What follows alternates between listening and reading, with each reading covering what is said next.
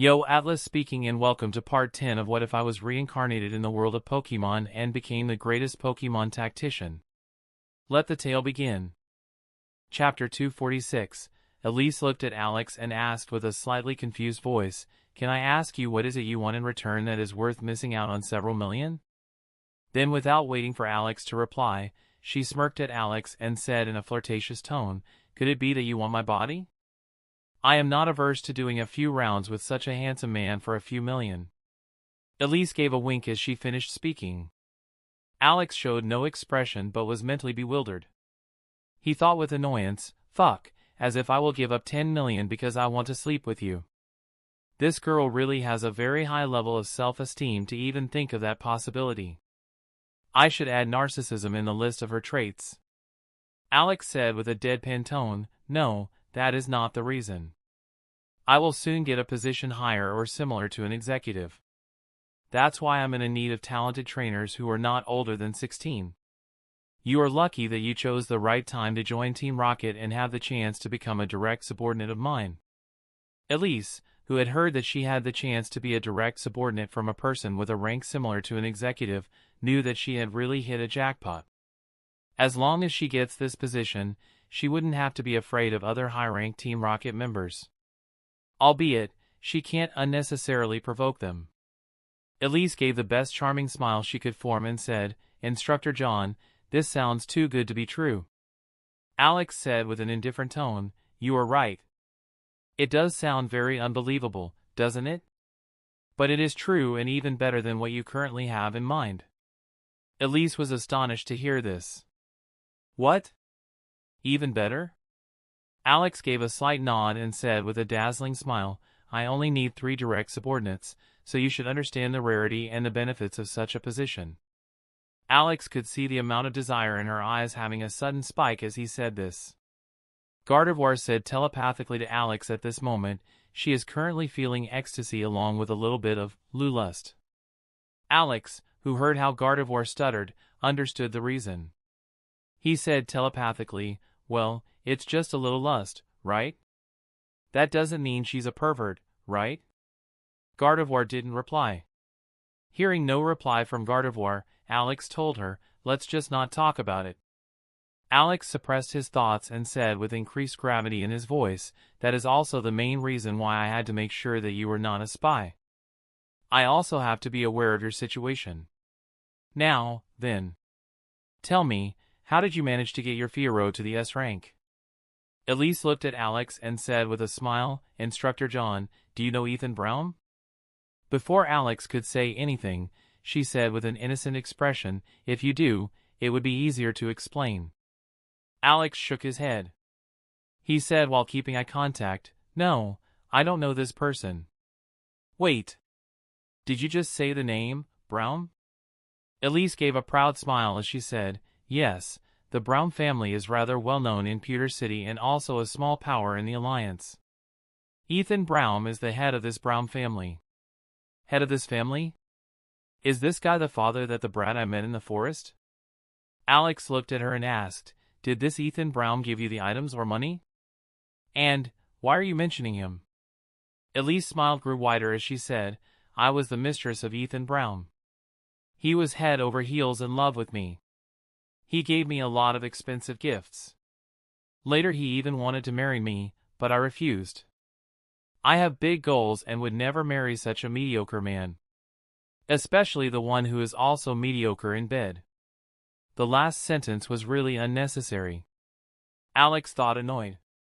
Alex didn't let his inner emotion change his expressions. He said, "But I can't understand why you want to join Team Rocket when you have that much money. You don't need Team Rocket's help to become a trainer." Elise stopped smiling when she said, "But I need Team Rocket to protect myself from Ethan Brown." "I see. I am guessing Ethan Brown is still in love with you and won't be giving up on you so easily." "Yes. I don't just want the help to become a trainer but also a strong back to protect me." Alex thought about what she just said. She should know that I can easily find out the truthfulness of this information, so she is very likely telling the truth. But I would have to check it just to be sure. Nonetheless, it speaks volumes of her character. seducing a married man at the age of 16 and dump him as soon as it was not beneficial anymore. Although her character is crooked, it's not so off-putting that Alex wouldn't take her as a subordinate. She is greedy, manipulative, and arrogant, with a little bit of narcissism. But she is also rational and clever. So, Alex thinks he can predict her behavior. Alex didn't think Elise would dare betray him as long as he kept a strong position and there wasn't anything to gain for her. Similar to Daniel, her behavior is at least rational and anticipable.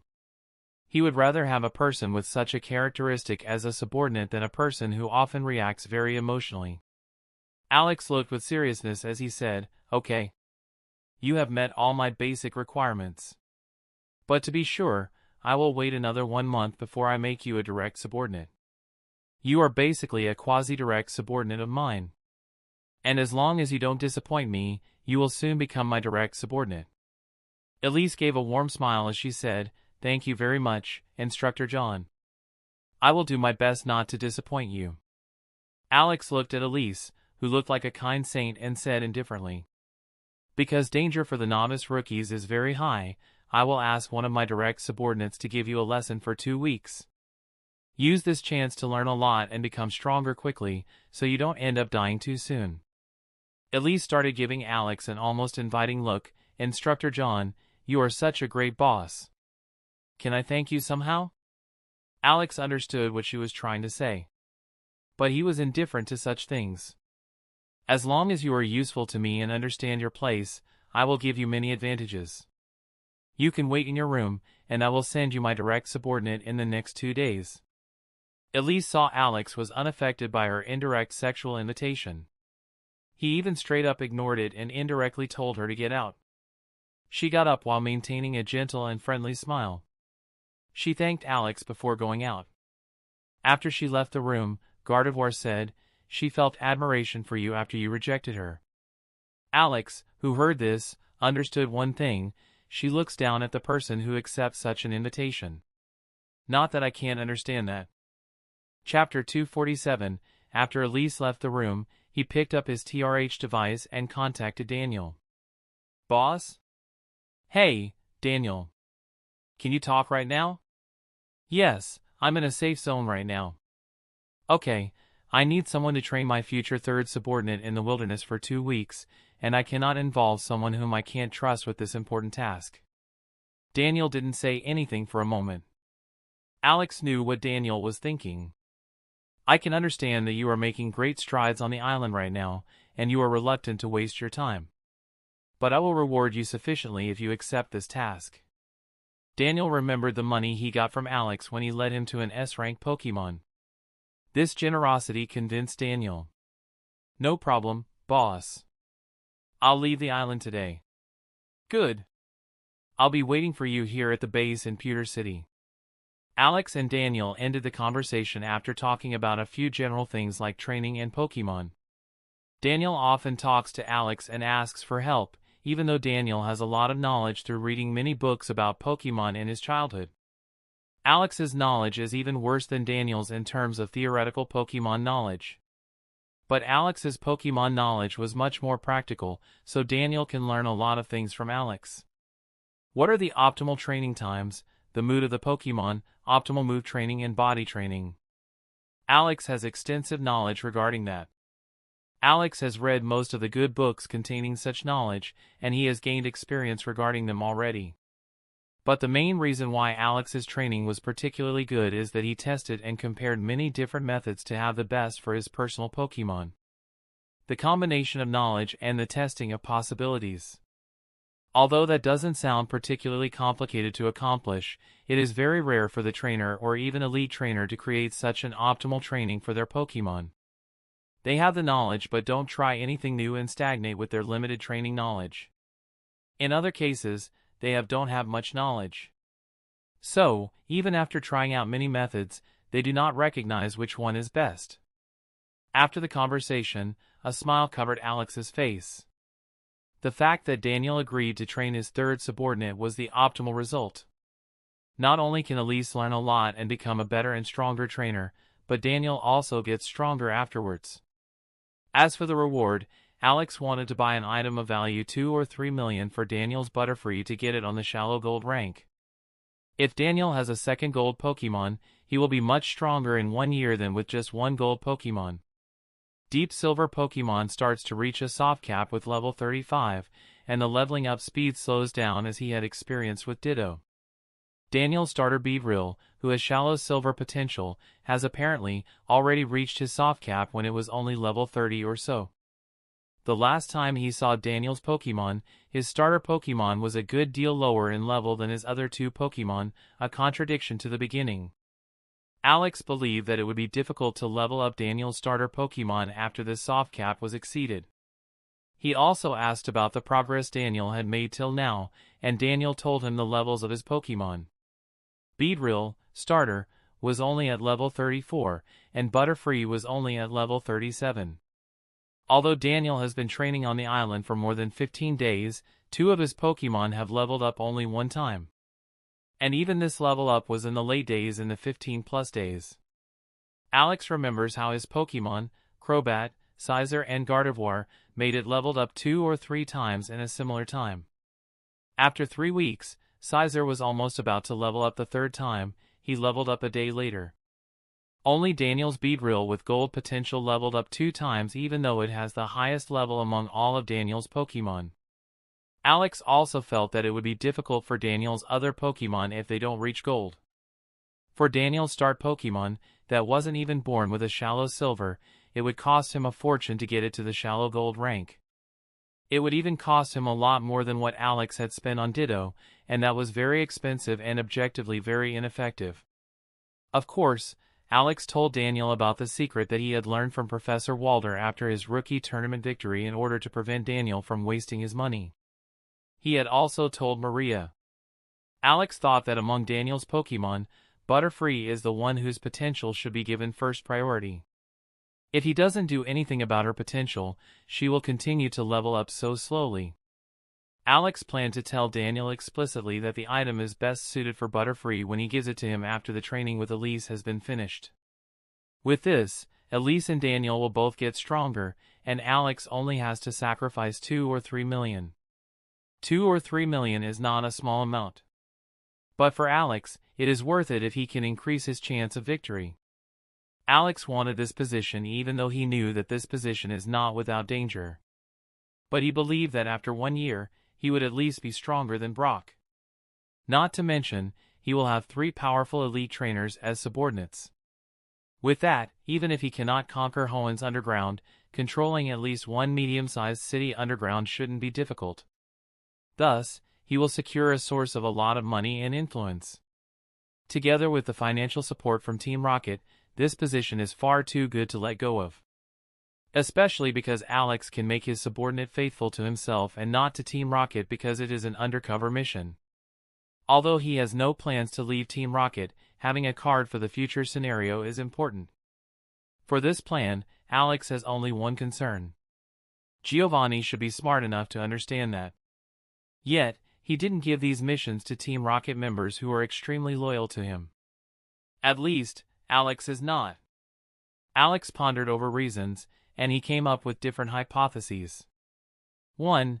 Giovanni doesn't think that one of the 3 can manage to conquer Hoenn Underground, and he just hopes that they can control a part of Hoenn Underground. 2. He is disguising this as an opportunity. But, in truth, he knows that it is a suicide mission. He just wants to do as much damage as possible to the Hoenn Underground. 3. He sees it as a little cost, big win investment. And that is the reason why he is doing it. These are the 3 theories that are most likely according to Alex. Alex personally thinks that 1 and 3 together are the truth and that 2 is too stupid and reckless for Giovanni to choose. If he really wanted to cause harm, why does he want to sacrifice the Team Rocket members with the best potential? Only if he is afraid of the potential of the rookies does that make sense, but Alex didn't think that Giovanni is such a person. Giovanni has Sabrina and Koga as subordinates who are very dangerous already shows that this is unlikely. Regardless of the reason, Alex did not believe that it was too dangerous or a trap by Giovanni. Chapter 248, Alex, sitting on the floor of his personal room, was in a meditative stance while his Pokémon were training. The main focus of this was to better control his psychic energy in his body through this practice. Although Alex has the reserves of a Tier 3 psychic, he still has to learn how to use his energy effectively in order to learn really important skills. Only when he has good enough control of his energy is it worth training his skills, according to Alex.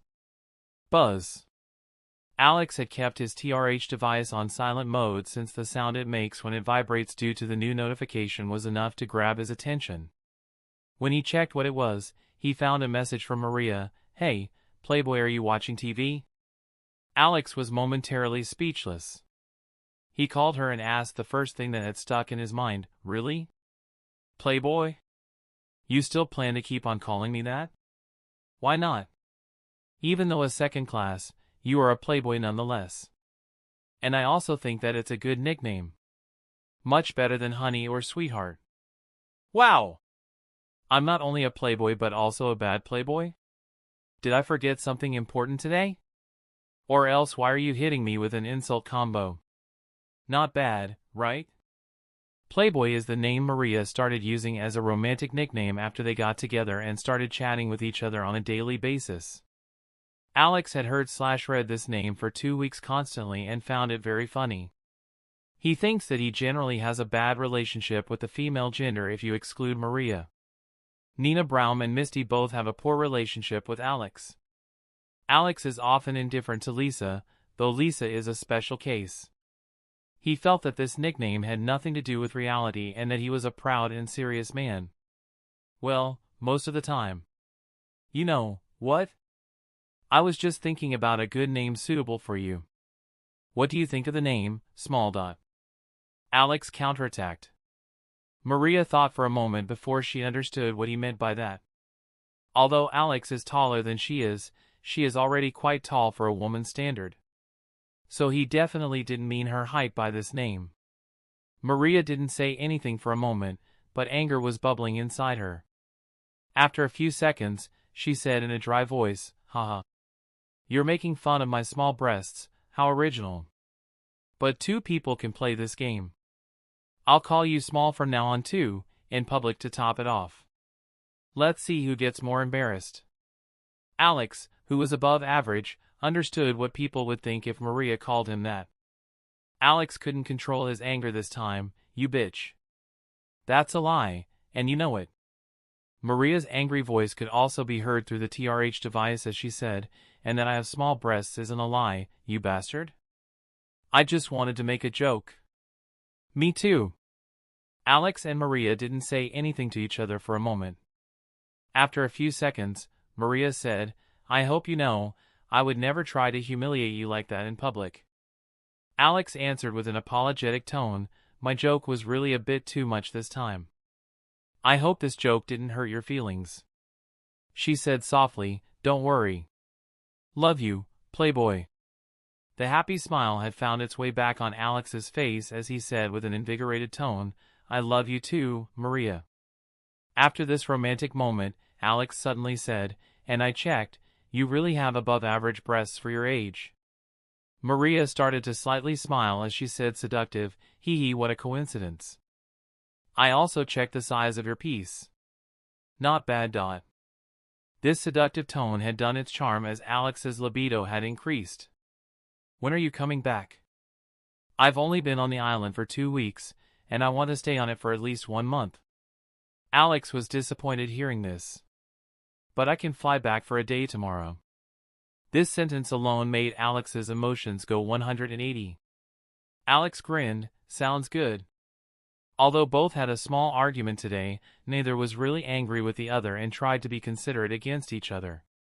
Both know that neither gets really hurt by insults. So both sometimes use insults like bitch or bastard. It was a weird relationship but a very solid one. "Ah, I almost forgot why I called you. Did you turn on the TV?" Alex was confused about why Maria wanted to talk about it now. "No, why? Something interesting happened?" This topic doesn't come up in their usual conversation. Alex knows that Maria doesn't watch TV very often, so he believed something important must have happened. Maria said, "In 2 minutes, there will be an interview with a future gym leader who has been approved by the Alliance. I don't think I have to tell you who it is. Misty? Maria said nothing for a moment and said indifferently, "How is your relationship with her?" Alex said with laughter, "Haha. Do you really think I would develop feelings for a child? Hasn't she turned 14 this year? It's only 2 years away to be considered an adult. Although every trainer is an adult, it is only in the eyes of law. In this world, 16 is the age when one is treated as an adult and also for non-trainers to be legally regarded as an adult." Alex said with a cheeky smile, "You're so cute when you're jealous. Go suck your..." Alex wanted to say, "I think that's your job," but refrained from doing so since he didn't want to ruin his chance for tomorrow for a joke, no matter how good a joke he thinks it was. Though he had to struggle a lot with himself to not say it. He said with a smile, "Misty and I have a very bad relationship. I don't have her contact details, and I have no interest in getting them." Maria, who was satisfied with this answer, said with a slightly happy tone, even if she tried to suppress it, "Good. But you should still watch this interview to understand the general situation of Kanto." Without waiting for Alex to answer, she said, "Okay, the interview is about to start, so I'll hang up. See you tomorrow." See you tomorrow. Chapter 249. After spending a year in this world, Alex understood the difference between the gyms here, in this world, and the ones in the games very well. In this world, gyms are classified by the Alliance in 3 categories. These categories also determine the highest level of badge one can get upon successfully passing the gym challenge. Unofficial gyms. These gyms do not receive any support from the Alliance and cannot give badges issued by the Alliance. Official gyms. These gyms are supported by the Alliance and can award only B badge to the successful challenger. The main gyms. There are only 8 main gyms per region, and these are the most important gyms in a region. Not only do they get massive financial support, but also a great deal of political power in the Alliance. They can award all badges, B badge, A badge, and S badge, upon the successful challenge.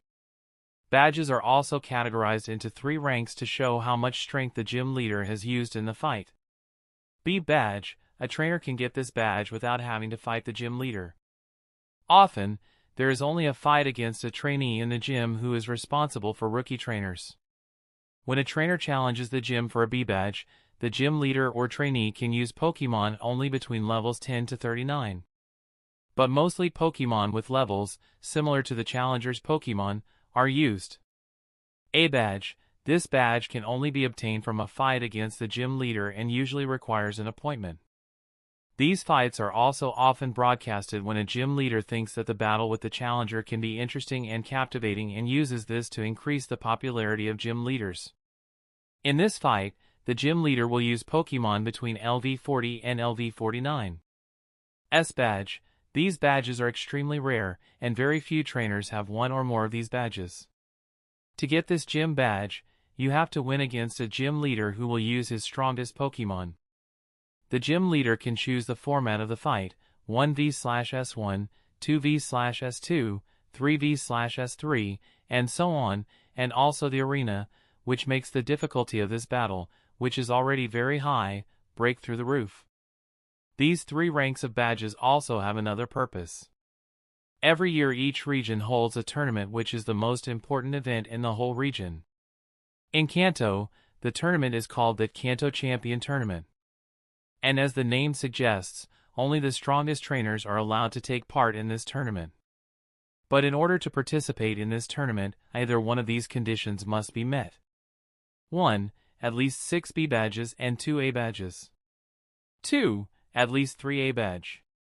3. At least 1 S badge. In addition, none of the participants must be older than 39 if they want to take part in this tournament. The first requirement for the badges is, by far, the easiest to meet. But even then, not many trainers are able to fulfill it to qualify for the tournament. The Kanto Champion Tournament is a tournament where ordinary elite trainers are cannon fodder, and even the trainers who have a mid-elite Pokemon are only halfway strong participants. Because of these high demands, the number of people participates in this tournament per year is much smaller than in the Kanto Rookie Tournament. The top 16 receives generous prizes, so every year, many elite trainers still take part for a chance to win these prizes or to gain experience. Tournament winners sometimes get the chance to challenge an Elite Four member to challenge their place. Alex also had to guess why it is only sometimes and not always. He thought that the Alliance allowed trainers to challenge the Elite Four only if they are sure that he or she isn't a spy from Team Rocket or some other underground organization. Although the Alliance often gave other official reasons, Alex believed that was the actual reason. The Kanto Champion Tournament will start in Kanto in 6 months, so Alex had already considered participating there. He felt that after 6 months, he will probably be strong enough to secure a place in the top 16. Extra money or resources are always appreciated. And even keeping that aside, he can gain a lot of important experience at least. Alex knew that a victory is impossible for him. Even with 3 Pokemon at level 50, he is, at most, a top 16 candidate and not a trainer with a chance of winning the tournament. The last winner was an old man with a champion-level Pokemon and 5 Pokemon on the late elite level. So Alex knew that in this tournament, he needs a strength of at least 6 late elite Pokemon to even reach the final. This old man was only 39 years old. He was called that by all participants because he was the oldest participant. The age of a trainer is not necessarily equated to strength, but almost every trainer older than 30 is at least not weak, or he would not have survived that long. Champion level sounds very impressive, but the Pokemon of the old man only was at level 60 and much weaker than the champion level Pokemon of the Elite Four members. Not to mention, each Elite Four member has at least 3 champion level Pokemon and is much younger than the old man. Alex had seen the replay of the final on the internet, and he thinks that the old man is not necessarily stronger than a strong gym leader. As far as he knows, Koga and Sabria also have almost 1 champion-level Pokemon. Plus, they have a lot more late elite Pokemon, with better potential. Not to speak of Giovanni, who has a similar strength to an Elite Four, at least, according to Alex's assessment. Alex didn't know the true strength of Giovanni and couldn't find a match online that showcases it.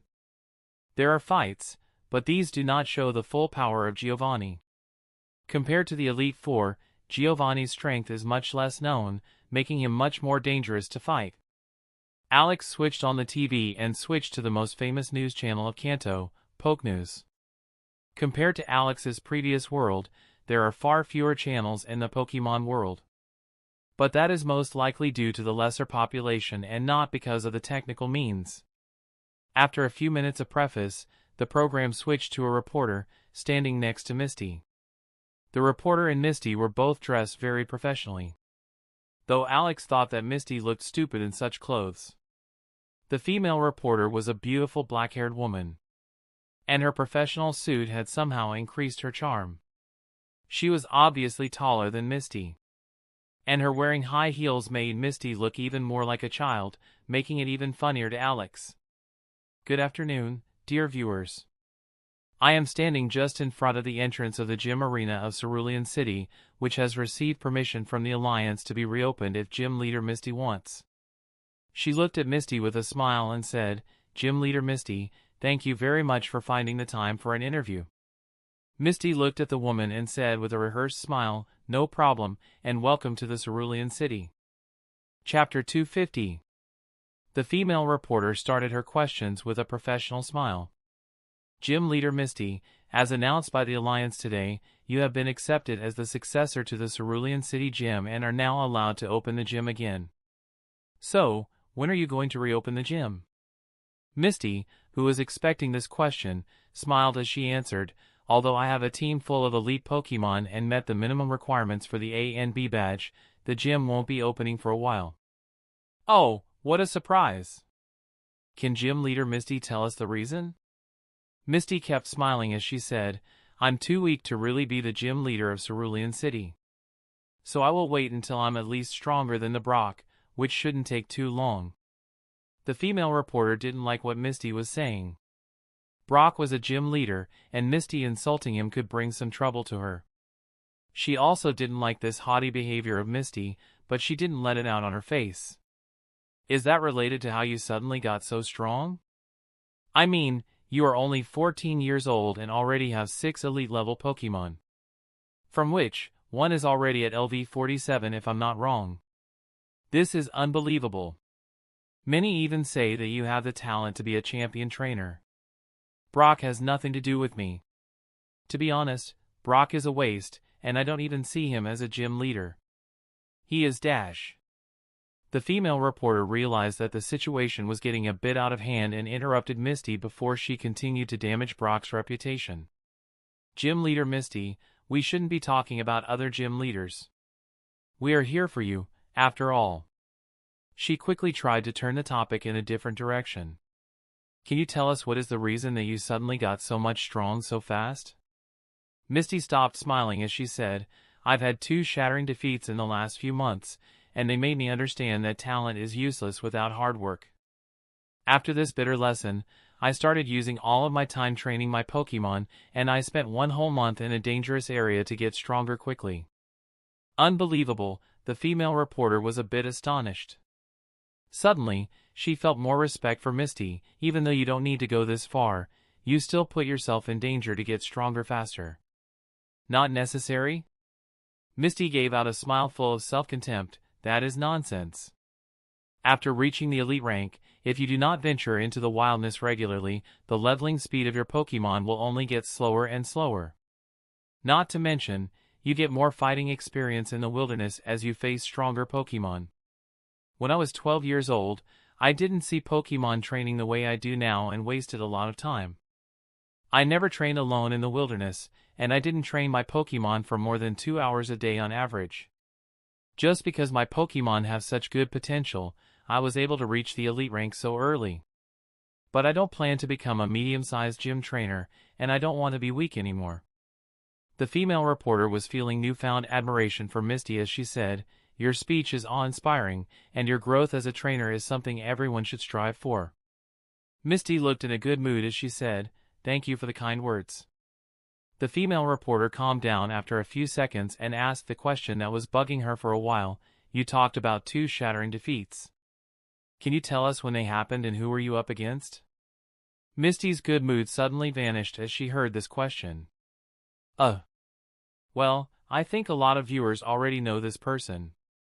It's the Kanto rookie winner, Alex. The female reporter nodded and said slight bewilderment. Although Alex had defeated you, this fight was very close, and he won with a lot of luck rather than skill. Alex, who heard this, complained in a voice filled with annoyance, Unbelievable. How can this reporter be so unprofessional? Gardevoir, who was sitting next to Alex, said, Don't be upset, father. You are the best for us. Alex started smiling as he replied, I know, I was just kidding. I understand that programs like this want to show a positive view of gym leaders and Elite Four members. So it is not surprising that they make excuses for Misty, who will soon become the main gym leader of Kanto. I mean, you just have to watch them trying to preserve the image of Brock. Ha ha ha. Brock was ashamed to all the 8 main gym leaders. And as far as Alex has heard, nobody has a good relationship with Brock. This is not surprising when you consider that Brock spends most of his time in the arms of 1 or more women instead of training his talented Pokemon. He could have been as strong as Sabrina if he didn't waste so much time. But he is the weakest gym leader even though he is older than Sabrina. In the meantime, Misty continued and told the reporter about Alex and the rematch after the rookie tournament. Well, I think I'm strong enough now that I should be able to easily defeat him. The female reporter said with a smile, I am sure that you have a victory in your pocket. If you are interested, you can tell us, and we would be happy to set up this match. Misty said with a smile, that probably won't be necessary. Without waiting for the reporter to ask back, she continued, the Kanto Champion Tournament will start in 6 months, and I plan to take part there and get one of the top 16 places. In my opinion, Alex shouldn't miss this chance because of the prizes given to the top 16 trainers. So there is a chance that I might come across Alex there.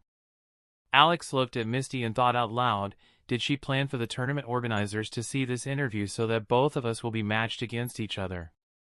This way, she won't have to go against someone stronger than her, and she can pay me back too. Or am I just overthinking and overestimating her intellect? Hee hee, Vulpix chuckled and looked at Alex with her doe eyes. She said in a cutesy voice, Papa is so stupid. Even I already know that you can't talk through TV. Alex just smiled as he put Vulpix on his lap and stroked her. You are right. Your father is talking nonsense. Chapter 251, Alex and his family watched the rest of the interview quietly. The following questions only asked about Misty personally, so Alex was hardly interested in it. He just didn't stop watching it in case something interesting might pop up. But he was sorely disappointed. After the interview was over, Alex went to the TR shop to check on TMs. Alex, who now has a lot of money, started considering which TMs he should buy for his Pokémon. Though he had noticed that the TMs are no longer as worthwhile as they were before. If a Pokémon has little or no expert rank moves, it is worth having a lot of TMs. But as soon as a Pokémon has enough moves on the expert rank or even on the master rank, it is no longer sensible to use moves that are still on the normal rank. Even if a Pokémon uses a normal rank move that is effective against a Pokémon, the damage is almost the same as an expert rank move that deals normal damage to a Pokémon. Although the super effective normal rank move does more damage, the difference is not that big. Alex had the feeling that the strong gym leader or Elite Four members probably only use moves that are at least on the expert rank. Having more moves is less important than having a few strong moves. But even with that in mind, Alex still wanted to buy a lot of TMs for his Pokémon today. There are still many moves that have some special properties to them that are worthwhile to have or even later to train on the expert rank. Cizer, who noticed that he had the fewest moves, looked at Alex unhappily and asked, Why did I get the least new moves? Alex looked at Cizer with a smile, These are all the useful moves I could find for you. The number of moves is not what matters but how strong they are. I think you can understand that. Cizer nodded and started trying out his new moves. Crobat heard the conversation between Alex and Cizer and said to Cizer, Haha, do you really believe what our trainer told you? You really are missing few brain cells, aren't you? He just didn't want to spend money on the most useless Pokémon in the team. Ha ha ha. Cizer glared at Crobat as he said, You fat bastard. When Alex realized that Cizer was getting really angry, he said aloud, Cizer, don't believe what Crobat said. Your TMs together cost more than his TMs. Crobat, who heard the words, also stopped smiling and said, What? That must be a lie. Alex took out his TRH device and showed the price for the TMs from Crobat and the price from Cizer. Crobat looked dumbfounded. Cizer looked at Crobat with a mocking face as he said, Oh, you said he didn't want to spend money on the useless Pokémon, right? Ha ha ha. So true, so true. Crobat looked angry and began to insult Cizer. He also said that Alex has probably given the wrong prices and that Alex must be lying to protect Cizer from shame, asterisk. Alex separated the two and told them to spend their time trying out their new moves. He wanted to buy all the important TMs that were inexpensive or at least worth the price. He didn't buy every good TM for his Pokémon. But after this purchase, he now had gathered most of the important TMs for his Pokémon. There were also good moves such as acrobatics that he hadn't bought for his Pokémon, like Crobat, because they already had a similar move on the expert rank. Acrobatics' best feature is its damage. But it does less damage than Fly on the expert rank, so why should Alex buy this move for Crobat? It makes no sense for him to buy this move and train it on the expert rank. Crobat has many other moves that will give more benefit by bringing them to the expert rank. Unfortunately, a few moves, in particular, were quite expensive, so Alex had spent a lot of money. Moves like Psych Up, Mystical Fire, Guard Swap, Reflect, and Light Screen are very expensive, but Alex bought them anyway. Especially the move, Psych Up, was bought by Alex for every Pokémon that can learn it. This move, even without being on the expert rank, is extremely useful and can change the direction of a fight in certain situations. All in all, Alex had spent 13,320,200 Poké Dollars on all the TMs. He only had 76,490,350 poke dollars left now, but he didn't think this money was misused. He wants to train many of these moves on the expert rank, and having these moves now can ensure that his Pokemon won't have to train the mediocre moves. Move mastery is a thing that Alex thought about a lot, and he always tried to train his Pokemon moves which are not only good but also have future use. When Alex saw how his Pokemon, trying out their new moves, an idea suddenly occurred to him. He looked at his Pokemon and said, "Come here for a minute. I have something important to say."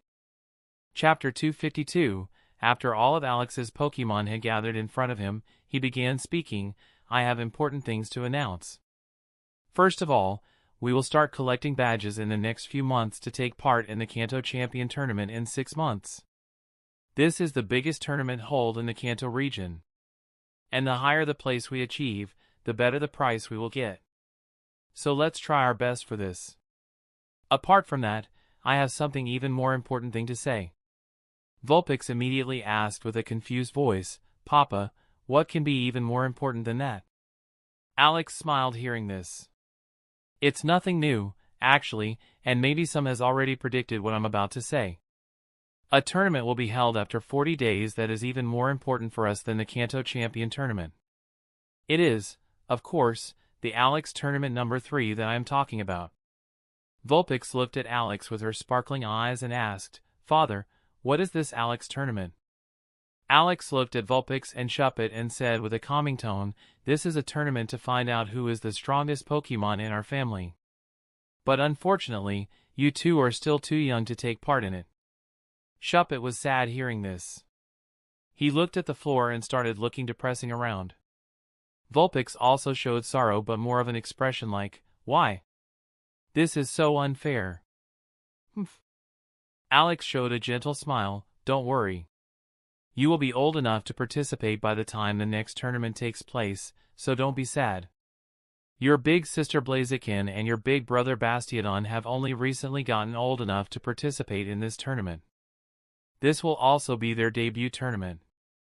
Then he looked at Umbreon and said with a smile, "Plus, new family members are now strong enough to make their first appearance, too." Shuppet quickly stopped being sad and went to Alex for another hug. For him, it was only important that Alex likes him and doesn't want to leave him out. Vulpix saw how his playmate got a hug and also started walking in front of Alex. Though she continued showing a pouting mouth as if to say, "I'm still mad." Cizer and Crobat scoffed when Alex said those words. Although both made fun of Alex's statements, they really regarded this tournament with a high amount of significance. This tournament will decide which Pokemon of Alex's family will hold the title of strongest, which means a lot to both of their pride. Gardevoir and Umbreon showed calm expressions, but Alex could see a boiling determination in their eyes. Blazakin showed pure anticipation and a strong fighting spirit as if she wanted to start right away. In comparison, Ditto and Bastiodon looked calm. Alex could see that neither of them believed that they had any chance to win. Alex looked at the two Pokemon, whose forte isn't 1v/S1 fights, with a thoughtful expression. While neither of them is really weak in 1v/S1, neither is strong either. Bastiodon, for example, is a Pokemon that is very strong in 1v/S1 against some Pokemon and very weak against some Pokemon. Crobat, for example, would have a tough time fighting against Bastiodon. On the other hand, a fight between Umbreon and Bastiodon is a fight that will probably end in a draw. Maybe if a Pokemon got too tired to use moves, there would be a winner, but that would take a really long time.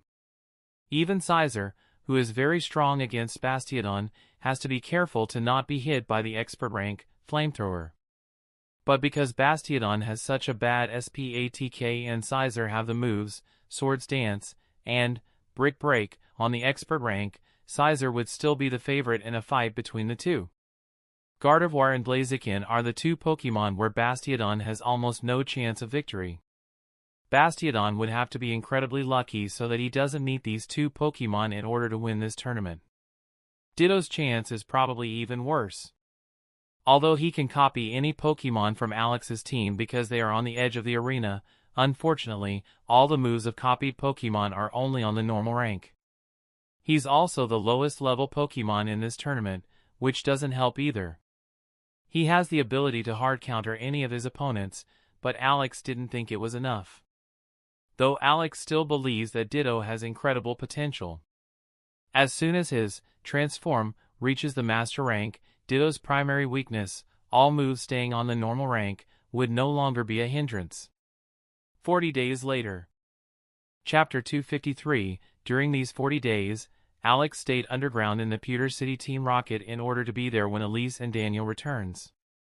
In the 2 weeks Daniel and Elise trained together, it seemed to have gone well because both showed a rather positive opinion about these 2 weeks.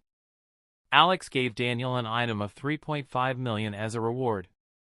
He also said that this item was especially effective for the Pokemon species Butterfree. He also told Elise that she had passed the test and was now officially his direct subordinate. During the conversation, Alex again had asked Gardevoir to keep a track of Elise's emotions and update him from time to time. Alex was now sure that Elise was not a spy from the Alliance or any other organization. Alex looked at the info of his Pokemon, and it was the same as yesterday. In the 40 days, Alex had noticed several things that were usually on the back of his mind. The first thing that caught his eye was that Pokemon from level 45 start to level a lot slower than before. Alex had thought that leveling up speed when one enters elite level was slow. But now, even that speed feels super fast. After 40 days, most of his Pokemon only leveled up once, which looks really bad compared to his 2 weeks on the mountains. Although Pokemon generally levels faster in the wild, the gain of experience becomes lower and lower as more time is spent in the wild. Alex even has a theory why that is the case, though it's just one of his guesses. He had felt the Pokemon in unknown dangerous places, like in the wilderness, levels up faster than in a place they know and properly understands the dangers residing there. Alex didn't know exactly why a Pokemon gets such a buff in an unknown dangerous place, but he felt that his theory of buff was true. Maybe the reasons are not, but the effect sure is. The longer a Pokemon stays in an unknown dangerous place, the worse the buff gets. When the Pokemon has understood most of the dangers of a place and has gotten used to feeling it, the buff becomes almost negligible. This explains to Alex why wild Pokemon don't level faster even if they are training in the wild all the time. Alex had the feeling that a Pokemon also needs to train a certain amount of time in a safe zone so that they don't become numb to dangerous training environments. If all you do is experience thrill all the time, nothing is thrilling anymore. But that was just one of Alex's hypotheses, and he doesn't have the slightest bit of evidence to support this theory. Just the feeling when he observed the information of his Pokemon day by day when they were training on the mountain. The Pokemon they fought on the mountain range where he was last with his Pokemon were probably another reason his Pokemon had leveled up so fast. As Alex's Pokemon battled numerous Pokemon at a level higher than them on a daily rate, some even at level 50, it would have been weird if they hadn't leveled up so fast. But even in this area, Alex noticed that the level of progress was getting slower and slower in the last few days. Even if the next level up is always more difficult than before, Alex noticed that even the daily progress was a bit lower. But Alex noticed an even more important thing in 40 days. Ditto had leveled up 2 times, which is not slower than even a shallow diamond Pokemon. For Alex, this was evidence of a theory that he had previously thought possible. Alex was now sure what the 2 most important factors for the level speed of a Pokemon are: talent and level. They are the most important and also the hardest to change factors. Level: after a Pokemon has leveled up, the next level will automatically be harder than the previous level. That is a factor that cannot be changed and is more of a natural law of the Pokemon world. Talent: depending on the talent of a Pokemon, the Pokemon starts to level more slowly when it has reached a certain level. Every trainer knows about the level factor, and Alex, of course, also knows it. But Alex only now understood how the 2 important factors react with one another. Alex's theory is explained like this. He first gives a number from 1 to 10 to both factors when a Pokemon has reached a certain level. These numbers should roughly show how difficult these factors make a Pokemon reach the next level. Alex's Ditto and Crobat are taken as an example. When Ditto was LV 35 and had silver potential, Level number 2.5, it is still relatively easy compared to later. Talent 3.5, Ditto's talent has started to make it difficult to reach the next level. Crobat LV35 with gold potential. Level number 2.5. Talent 1. A Pokemon at LV35 and have diamond potential. Level number 2.5. Talent 1.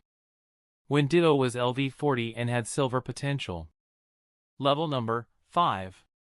Talent 6. Ditto's talent has started to make it difficult to reach the next level. Crobat LV40, gold potential. Level number 5. Talent 1. A Pokemon at LV40 and diamond potential. Level number 5. Talent 1. In these three examples, you can clearly see that talent only at a certain level begins to make the leveling up more difficult for Pokemon. But even if more talent doesn't make a difference for this level, it doesn't mean that it doesn't make a difference from a certain level onwards. Alex believed that it was the main reason Ditto could keep up with a shallow diamond Pokemon and even leveled up at the same speed. He knew, however, that shallow gold would soon begin to no longer be the value one in terms of talent.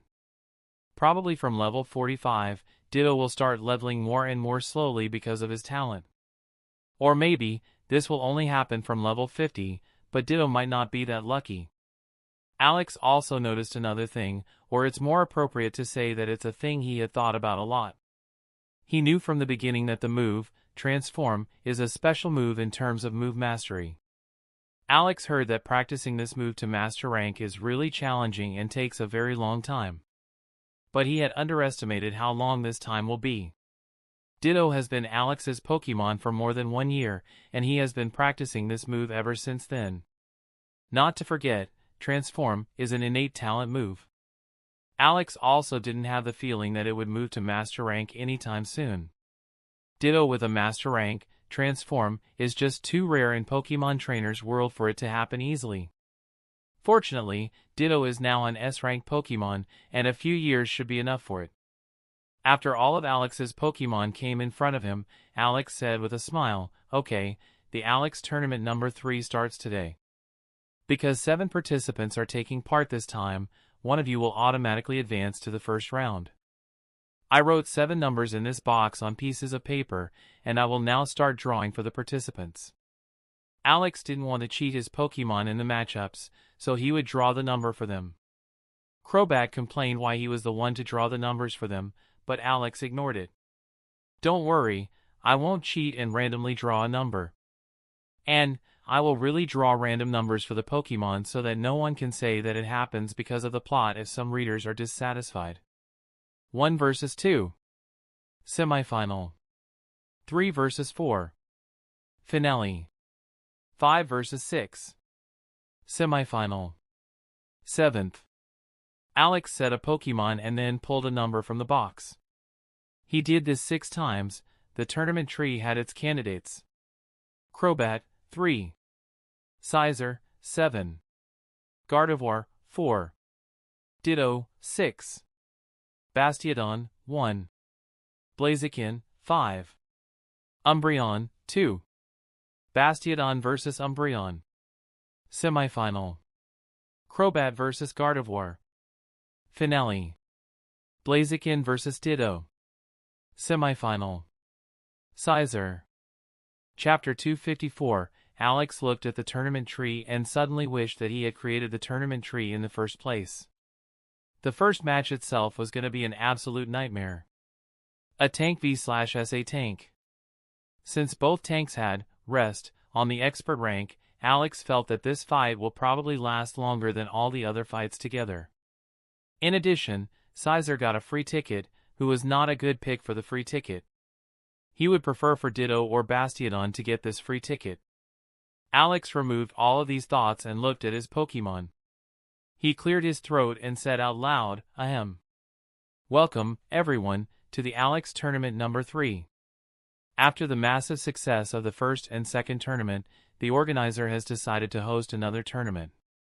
Today, we have 7 incredibly strong Pokemon fighting for the third trophy of this important tournament.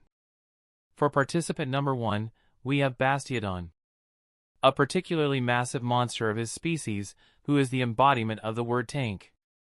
Although he doesn't have much experience, he has the strength to defeat every other Pokemon. The participant number 2, Umbreon, a beautiful and almost invincible Pokemon with many attack variations. Although this is her first time in this tournament, she already has experience of fighting alone. She is the solo hunter of our family. On the third place, we have the defending champion, Crobat, a skilled assassin and an all-rounder who hosts many different types of attacks. He won the last time with an unscrupulous hit-and-run tactic. Next, we have Gardevoir, a beautiful and strong fighter. She has supernatural skills and superior intelligence, which makes her the favorite of the audience. Followed up by her, we have Blazakin. Not only is she the best attacker in this tournament, but also a beautiful Pokemon who can stun many Pokemon just by her looks. For the next participant, we have Ditto, a master of transformation and a skilled fighter. An all-rounder Pokemon that has the most cards in every fight. And last but certainly not the least, Cizer, a melee monster that fights like a warrior that gets stronger in battle with every second passing. He will defeat you if you give him just enough time. All 7 Pokemon looked at Alex with different emotions. Many found that Alex's descriptions of some were much more friendly than others. Especially Crobat was slightly annoyed when he heard Alex say unscrupulous hit-and-run tactic. Compared to the lukewarm and quiet anticipation of the participants, Shuppet and Vulpix were much more passionate. Vulpix looked excited and showed great interest when she heard the introduction from the participants. She cheered for every Pokemon when they were introduced. Shuppet was also excited, even though he wasn't cheering as loudly as Vulpix. Crobat said with a slightly scornful face, "He's getting more and more outrageous every tournament." Umbreon looked confusedly at Crobat and asked, "Why do you say that, brother Crobat?" Crobat looked at Umbreon with friendly eyes and said seriously, "He not only introduced me badly but also praised all female participants for their beauty. It clearly shows which participants he prefers." Umbreon gave a thoughtful expression and asked with a somber tone, "Does brother Crobat think I'm not beautiful?" I thought the words were meant seriously. Crobat looked at the sad expression and said in his mind, "Fuck." He often talks to Umbreon about different things, and he has great respect for her. He can relate to her due to her aggressive fighting style, which is similar to him. But that was only one of the reasons. He didn't want to make her sad. "No, you are beautiful for your species. I just wanted to say that the male members are also beautiful, I mean handsome. And that's why I brought up this topic." Crobat quickly came up with an explanation, even though his eyes twitched slightly, when he said, "Male members are also beautiful. Although he thinks he's very handsome, he doesn't think the other male Pokemon are particularly good-looking. Especially Cizer. Finding good looks in Cizer would be similar to a blind man trying to find clues in a moonless night that, even in the daylight, only Sherlock Holmes can find." The Umbreon was enlightened after hearing Crobat. "Oh, I understand now. What a misunderstanding." Umbreon gave an apologetic smile. "I'm sorry for misunderstanding your words." "No problem. But didn't I told you, you shouldn't apologize so much." "Ah, I'm sore." Umbreon stopped herself from completing that sentence. It would be a bit shameful to make a mistake just after she said she wouldn't. She didn't want to look bad in front of her family. Crobat just looked speechlessly at the Pokemon whom he had often seen beat other Pokemon to death even after they were already unconscious. Alex's Pokemon were in a training place that Alex had booked specially for today. He had already marked the battlefield boundaries and made them a bit smaller than last time. The hit-and-run tactic was too strong at the last tournament, so Alex changed the parameters of the arena size and kept it similar to the Kanto Rookie Tournament. It is still possible to use the hit-and-run tactic, but it was no longer as ridiculously effective as before. "Okay, participants 1 and 2, please come forward." Bastiodon and Umbreon both went ahead and took their places. 3, 2, 1, go! Umbreon and Bastiodon started preparing their moves simultaneously. And almost at the same time, both used a utility move. Umbreon used Work Up, and Bastiodon used Rock Polish. Alex, who saw this, nodded and thought, this is going to be a long fight. Neither Pokemon started attacking each other for the next couple of moves. After a few more of Work Up and Rock Polish, Bastiodon finally changed the ongoing pattern. Bastiodon suddenly used Taunt, which made it so that Umbreon wouldn't be able to use a utility move unless it is on the expert rank. It was a shame that Bastiodon is a level below Umbreon, or he could have made sure that even expert rank utility move couldn't be used. Alex nodded with a smile when he saw Bastiodon's action. Umbreon showed a calm expression and was ready to make a new move. In contrast to stranger Pokemon, where Umbreon can hardly control her emotions, she is calm as a lake in front of her family. Although Umbreon didn't like fighting against her family, she knew that training matches were important to make sure that her family wouldn't be weak and would later suffer in the wilderness. Bastiodon also started preparing a new move with a calm expression. He also finished first and used Metal Sound. Umbreon finished shortly after and used the first attack move in this battle. She used Double Kick, as she was fully reinforced by Work Up, and Bastiodon, who had a fourfold weakness against fighting moves, felt a lot of pain. Fortunately, he has a monstrous def, or he would have suffered detrimental damage. But even so, he lost 30% HP from this single hit.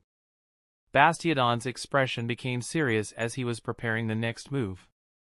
When Alex saw this situation, he thought, Umbreon's plan seems to be to force Bastiodon to use Rest before he can use all his utility moves. This time both Pokemon were finished at the same time. To the surprise of Alex, Bastiodon used Iron Defense. Although not that impressive, it was a big leap from the previous fight with Steven's Lyron.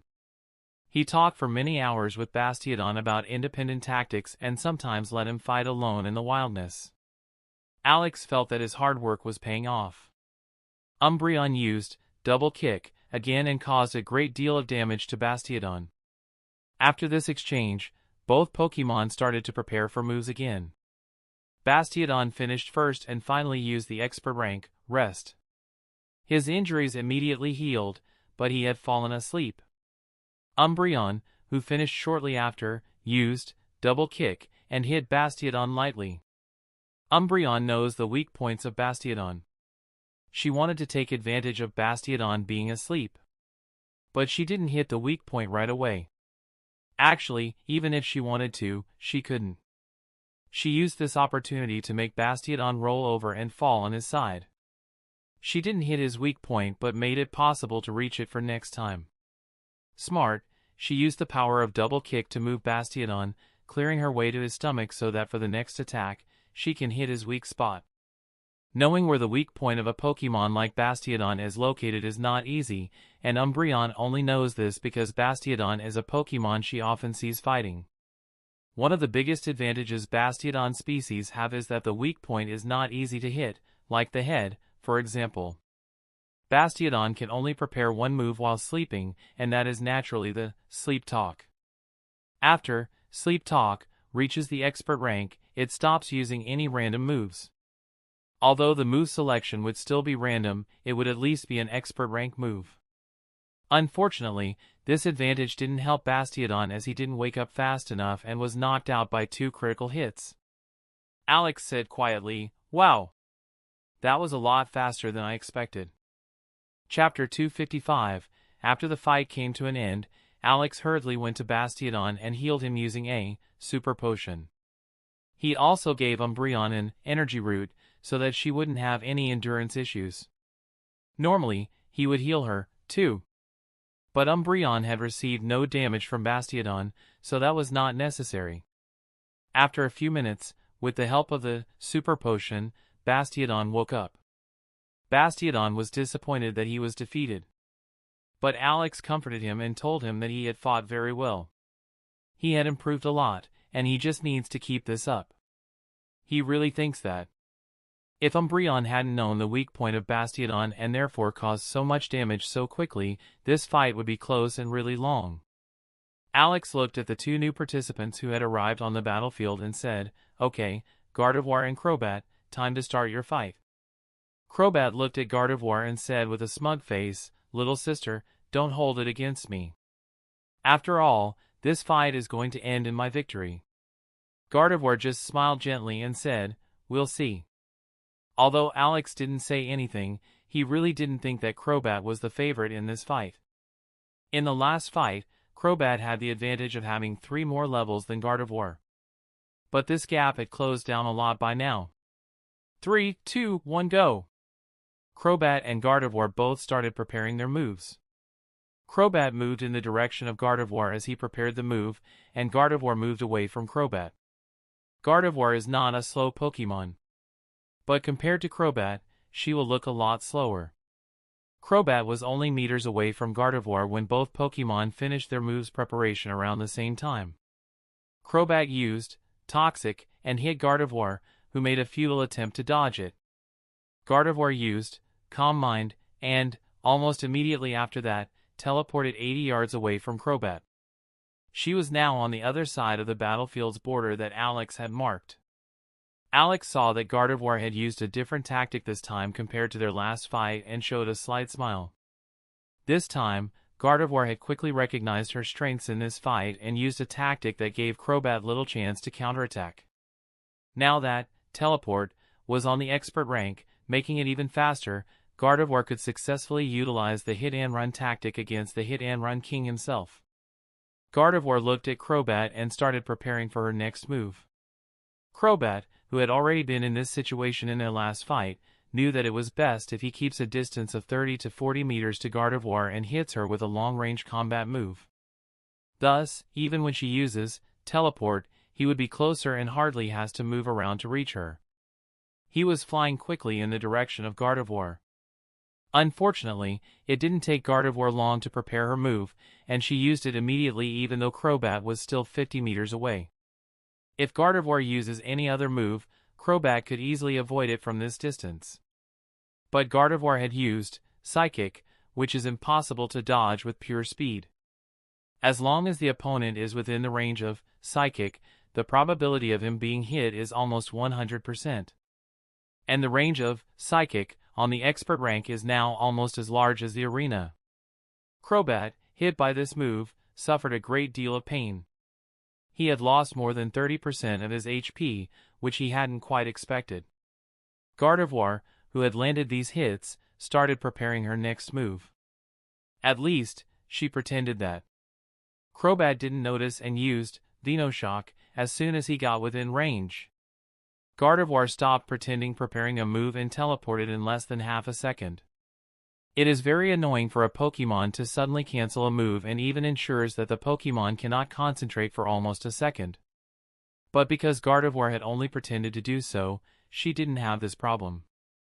Crobat's Dino Shock quickly flew past the targeted place, and Crobat looked surprised. He didn't quite understand how Gardevoir could begin a new move so quickly. But in the middle of the fight, he had no time to think about such stuff. Gardevoir, who had teleported on the other side of the battlefield, immediately started preparing the next move. Crobat looked at Gardevoir with a grim face and suddenly felt that she was really the worst opponent he can meet in this tournament. He flew back to Gardevoir and prepared another move. Gardevoir, who had started preparing her move first, obviously finished first and used Psychic again. Crobat couldn't do anything again when it hit him, and his body started bleeding profusely. He felt that this attack did even more damage than the last one, even if he couldn't understand why. It wasn't a critical hit, so he wasn't sure what could be the reason. But Crobat knew one thing for certain: his body won't be able to withstand another hit like this. Gardevoir made the same gesture as the last time when she was pretending to prepare a move. The only difference with this time was that she was actually preparing a move. Crobat didn't have time to think about what happened within less than 3 seconds. So, despite a bad feeling, he used his move as soon as he was within range. He wanted to wait, but to be able to use Protect in an emergency, he had to get rid of this move. Psychic is not a projectile and also not a move like Dino Shock that takes a bit to hit a Pokemon. The move hits a Pokemon almost instantly as soon as Gardevoir executes it, so he did not have enough time to activate his move and also to use Protect quickly. Gardevoir showed a surprised expression as a quick Venoshock came towards her.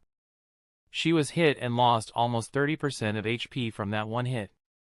Gardevoir does not have a good def, but her SP def is very high, especially with an expert rank, Calm Mind, buff. But that didn't mean the Crobat didn't cause her any damage. An expert rank, Toxic, of a poison-type Pokemon like Crobat had brought a lot of damage and pain to Gardevoir's body. Above all, the fact that she is weak to poison-type moves ensured that poison would cause her a lot of her HP. In this short time, Gardevoir had already lost more than 25% HP from the poison alone. Crobat noticed how Gardevoir's body was gathering Psychic-type energy, indicating Gardevoir most likely preparing Psychic, and immediately used Protect. He believed that this time, Gardevoir had really prepared a move, and he was right. Unfortunately, he didn't know what to do after blocking this move. Without his Protect, he would be defeated in one hit, and he had no move on the expert rank that hits faster or even hits the same speed as Psychic. Gardevoir understood that too and had not wasted any time in starting preparation for her next move. Crobat reluctantly started preparing a move, too. Though, sadly, he no longer believed in his victory. He just wanted to lose with pride rather than simply surrender. Without surprise, Gardevoir used Psychic to hit Crobat, who sent a projectile Venoshock at Gardevoir. Gardevoir was far enough to activate Protect and avoid the hit. She didn't want to take any risks. If somehow it was a critical hit, the match could have ended in a double knockout. Alex saw how Crobat had lost so desperately and just thought, wow, that's a tough counter. Chapter 256. Crobat woke up after a few minutes as the effect of Super Potion that Alex had given him kicked in. Alex looked up at Crobat and said with a comforting voice, I think you understand it very well that you were really unlucky to match up against Gardevoir in the first round, who is like your perfect counter. And Crobat, you fought very well. Crobat, who heard Alex's words of encouragement, gave a look of disdain and said, I don't need your worthless pity. Alex slightly smiles as he said, you know I am telling the truth. Crobat said nothing but felt a bit better despite losing in the first round. He knew that Alex was right. Against Gardevoir, his greatest strength, his speed, is almost useless. Alex and Crobat don't say many nice words to each other. But when one is down, they always cheer each other up. This relationship has many similarities with two very good friends who often make fun of each other. But when someone is in the need of help, they are always there, ready to help. As if Cizer couldn't hold it any longer, he went to where Crobat and Alex were and said with a smirk, taunting Crobat, wow. I always knew you were weak, but not so weak that you will lose in the first round. You managed to give me a good surprise, ha ha ha. Alex looked at Cizer and mumbled, someone can't read the mood. Crobat immediately got angry and retaliated, shut up number 2. You're lucky you got a free lose, or you would lose to me in 2 seconds. Alex looked at the two and wondered whether they will ever become good friends. Fortunately, the two only do this in a safe situation, like this, and protect each other when it is dangerous. In the mountain chain, both often fought together against strong opponents, and Alex often saw how both protected each other. Of course, they didn't forget to give stupid insults while doing so. Alex felt that actions are really worth more than words. Ditto and Blazakin were next up, and Alex felt that Ditto had a good chance. One of Blazakin's best moves is Attract, and Ditto can totally negate that move.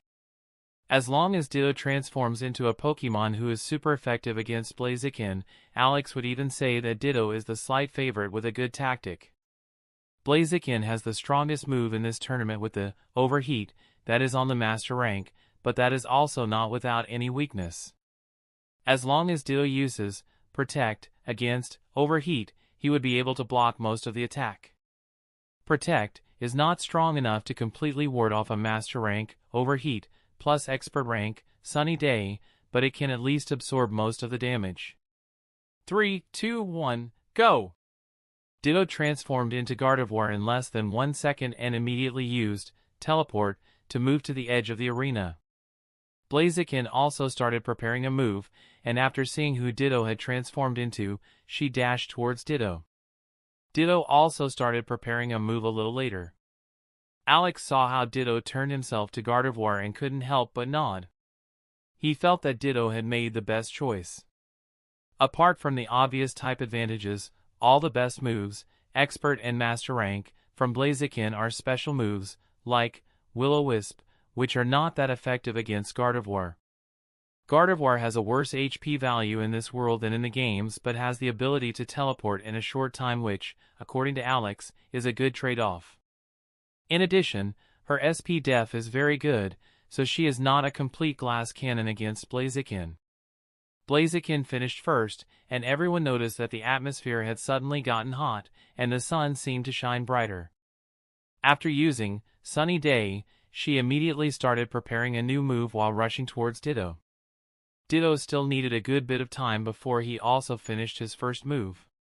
It used Future Sight.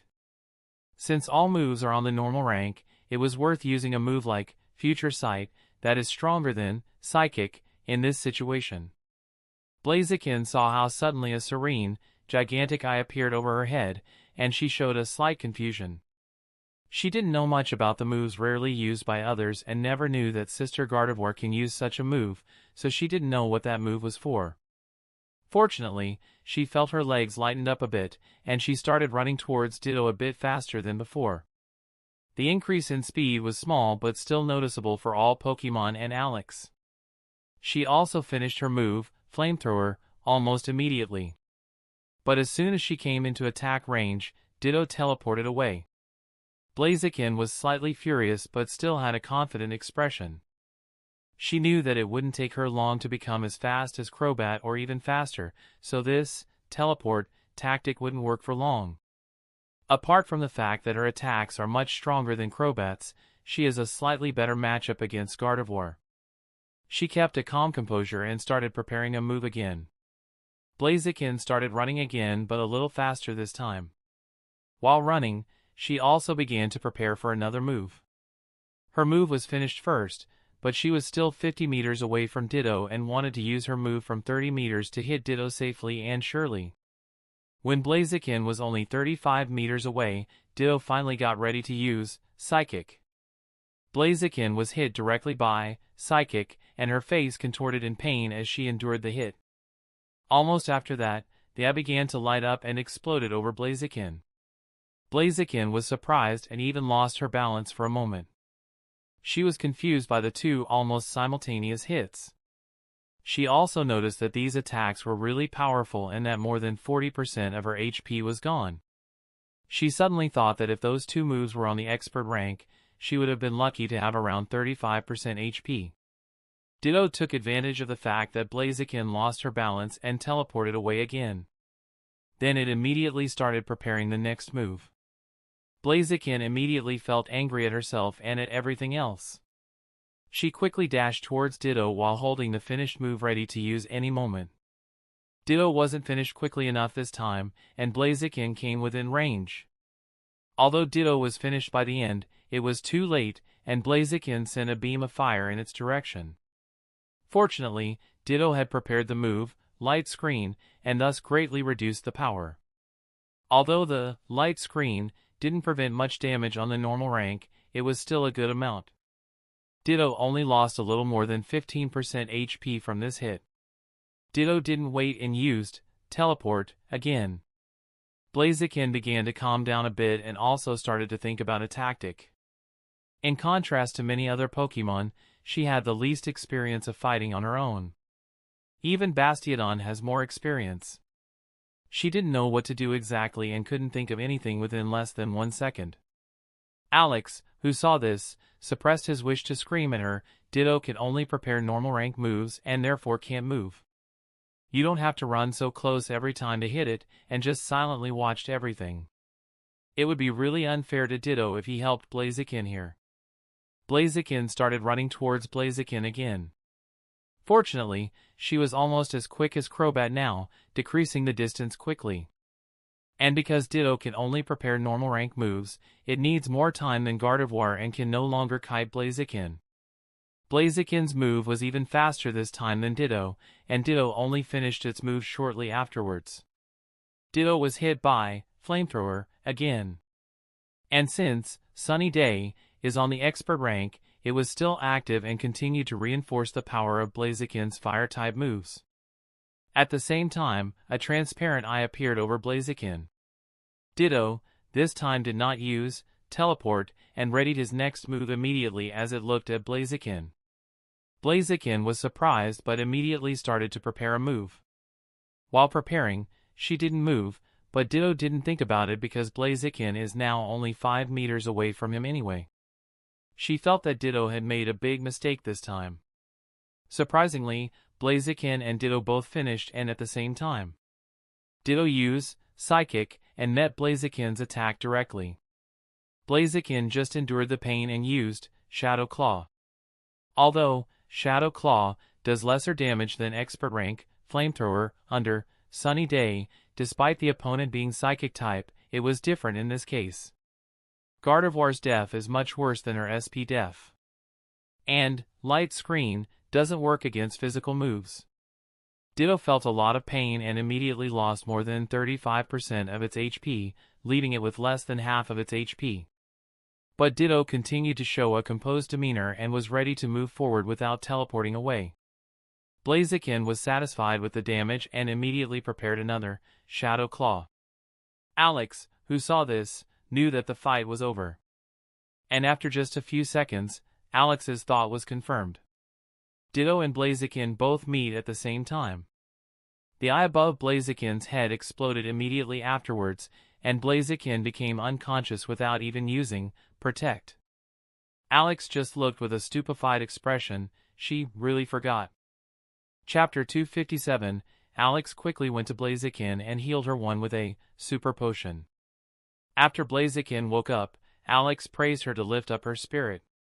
She is the youngest, so it was understandable for her to lose because of the lack of experience. Especially when Alex said, "In the next tournament, you will show them how strong you are." He noticed how the fire had lit up Blazakin's eyes again. After praising Blazakin, he went to Ditto to praise him too. He was very proud of Ditto, and he himself found a new side of Ditto that he had never seen before. Ditto's talent for tactics doesn't seem to be weak and had even increased compared to the last tournament. Although Ditto didn't use any out-of-the-world tactics, Alex felt its sense of planning and understanding of tactics was specially upgraded.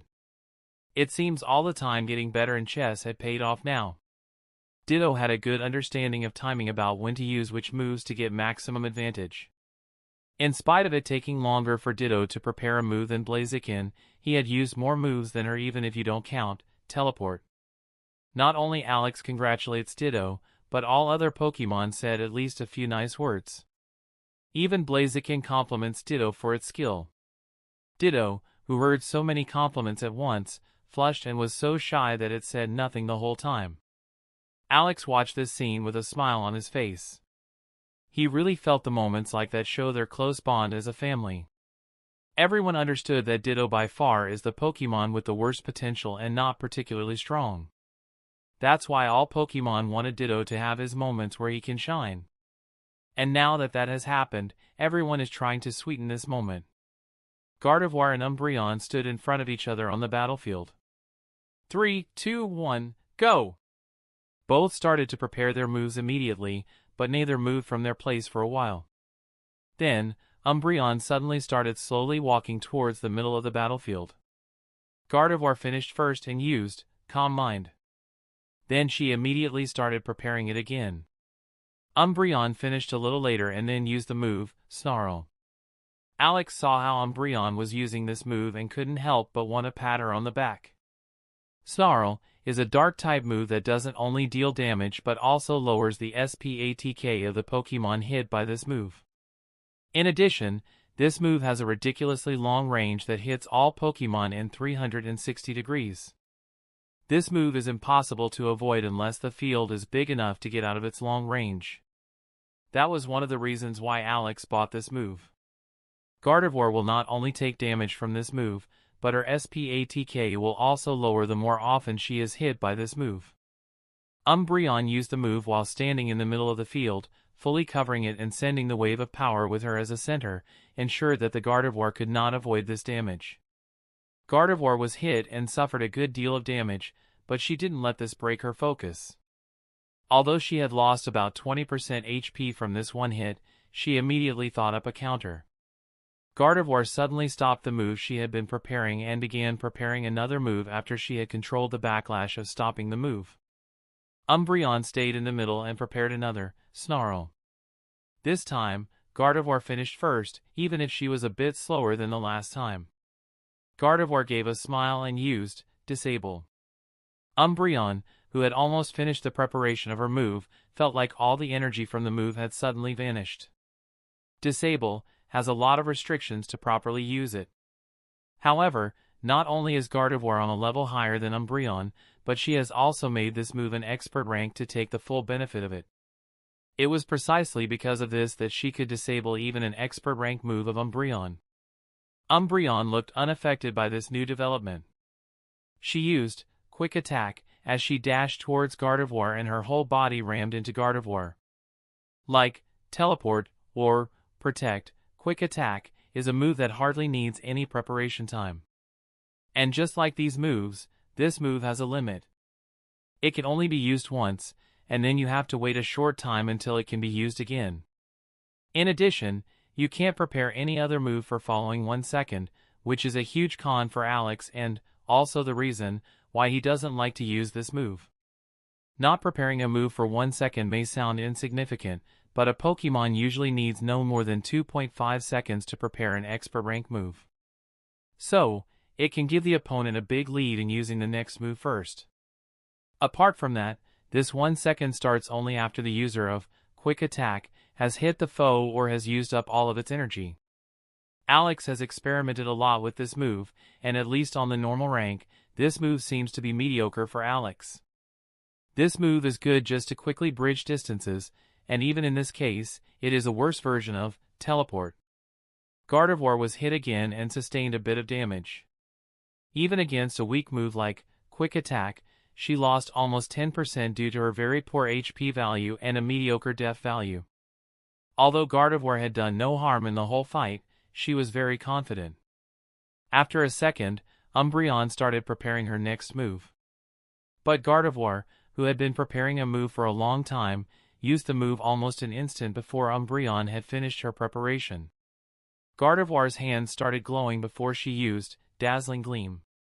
Umbreon was hit but showed no signs of pain even though she lost more than 20% of her HP after the hit. Shortly afterwards, Gardevoir used Teleport again. Umbreon showed no anger but rather a smile as suddenly her whole body began to glow up. Her body suddenly released black energy that quickly followed Gardevoir. Alex knew immediately the move Umbreon was using. Pursuit. In this world, Pursuit functions very similar yet a bit differently than in the games. As soon as the activation requirements are met, the move is used automatically. It doesn't matter whether the user has not fully prepared it or wants to wait for a bit. In addition, the requirements to activate Pursuit are a bit weird.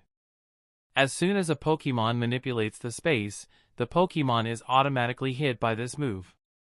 This can be something like Pokemon teleporting to a place on the field or switching out with a Pokemon who is currently in a Pokeball. It's a powerful move that can be used in tournaments against a Pokemon that can teleport. Gardevoir was hit again and showed a slight surprise. She knew that Umbreon could use this move, but she didn't think Umbreon would make such a gambit. But she quickly composed herself. She felt that she had enough cards to win this fight. Gardevoir immediately started preparing a new move. Umbreon started running in the direction of Gardevoir as she prepared a new move. Gardevoir, who started first and finished first, used Dazzling Gleam, which, just like Psychic, is almost non-dodgeable. Umbreon was also finished, but she was still not within the attack reach. Gardevoir knew that Umbreon was not using Pursuit. She pretended to be making a new move. But in reality, she was waiting for the Umbreon to get close enough so that she could use Teleport, so that she can build a greater distance from Umbreon than if she were to use it now. When Umbreon was only 35 meters away, Gardevoir immediately used teleport, and increase the distance between them once again. Then she started preparing a new move. Umbreon, who had prepared the move, Payback, suddenly felt that she had made a mistake. Alex couldn't help but think that it was a shame that Pursuit wasn't on the expert rank. Though Alex never planned to train this move on the expert rank. At least for the near future. The move was just too situational and often useless in a real fight. Umbreon has other moves that are more important to train on the expert rank. Both Gardevoir and Umbreon started preparing their moves. Gardevoir finished first and used Dazzling Gleam. Umbreon was attacked by a beam and was even hit in a vital spot, her head. She suffered a lot of damage, and her head started to bleed. But she stayed calm and also used her move, Swift. Gardevoir tried not to evade, instead used her finished move. To Umbreon's surprise, Gardevoir did not use an attack move but Calm Mind. Umbreon started preparing Rest, because she couldn't take any more damage and didn't want to take a risk of being hit by such a crit hit again. She instantly fell asleep as her wounds began to heal at a visible rate. Gardevoir gave a victorious smile. She teleported in front of Umbreon and started preparing a move. Umbreon was also preparing Sleep Talk while she was asleep. To Alex's slight surprise, Umbreon finished first and used Work Up. Wow! She's really unlucky that this very move was used among all the expert rank moves. Gardevoir finished a bit later and used Guard Swap. The user of this move swaps their def and SP def values with the foe. Guard Swap can only be used within a certain range, and the user has to have at least the same level as the target. Shortly after, she teleported 80 meters away and was preparing another move. This time, Umbreon's Sleep Talk used Facade. But because no Pokemon was in the range, it was cancelled. Gardevoir then started using Calm Mind. After a few moves, Umbreon woke up, but it was too late. Gardevoir had strengthened herself to the max. Umbreon tried to defeat the injured Gardevoir with a couple of Swifts. But Gardevoir took advantage of this and used Training Kiss as Umbreon couldn't move and gain more HP than she lost due to Swift. In addition, Umbreon suffered damage and even lost more than 25% of HP. Alex, who saw this, said in a low voice, "It's over." Chapter 258. As Alex expected, Umbreon could do nothing after Gardevoir had strengthened itself to the max.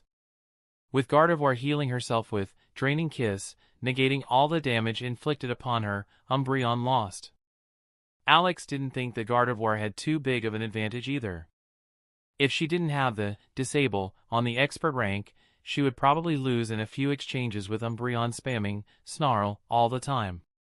He went to Umbreon, who was unconscious, and healed her with a Super Potion. After Umbreon woke up, she gave a deep sigh.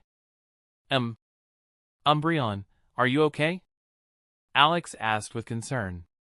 Umbreon shook her head and said with a wide smile and a cheerful voice, "Ah, yes. I just feel relieved now." Alex was briefly surprised but instantly understood why.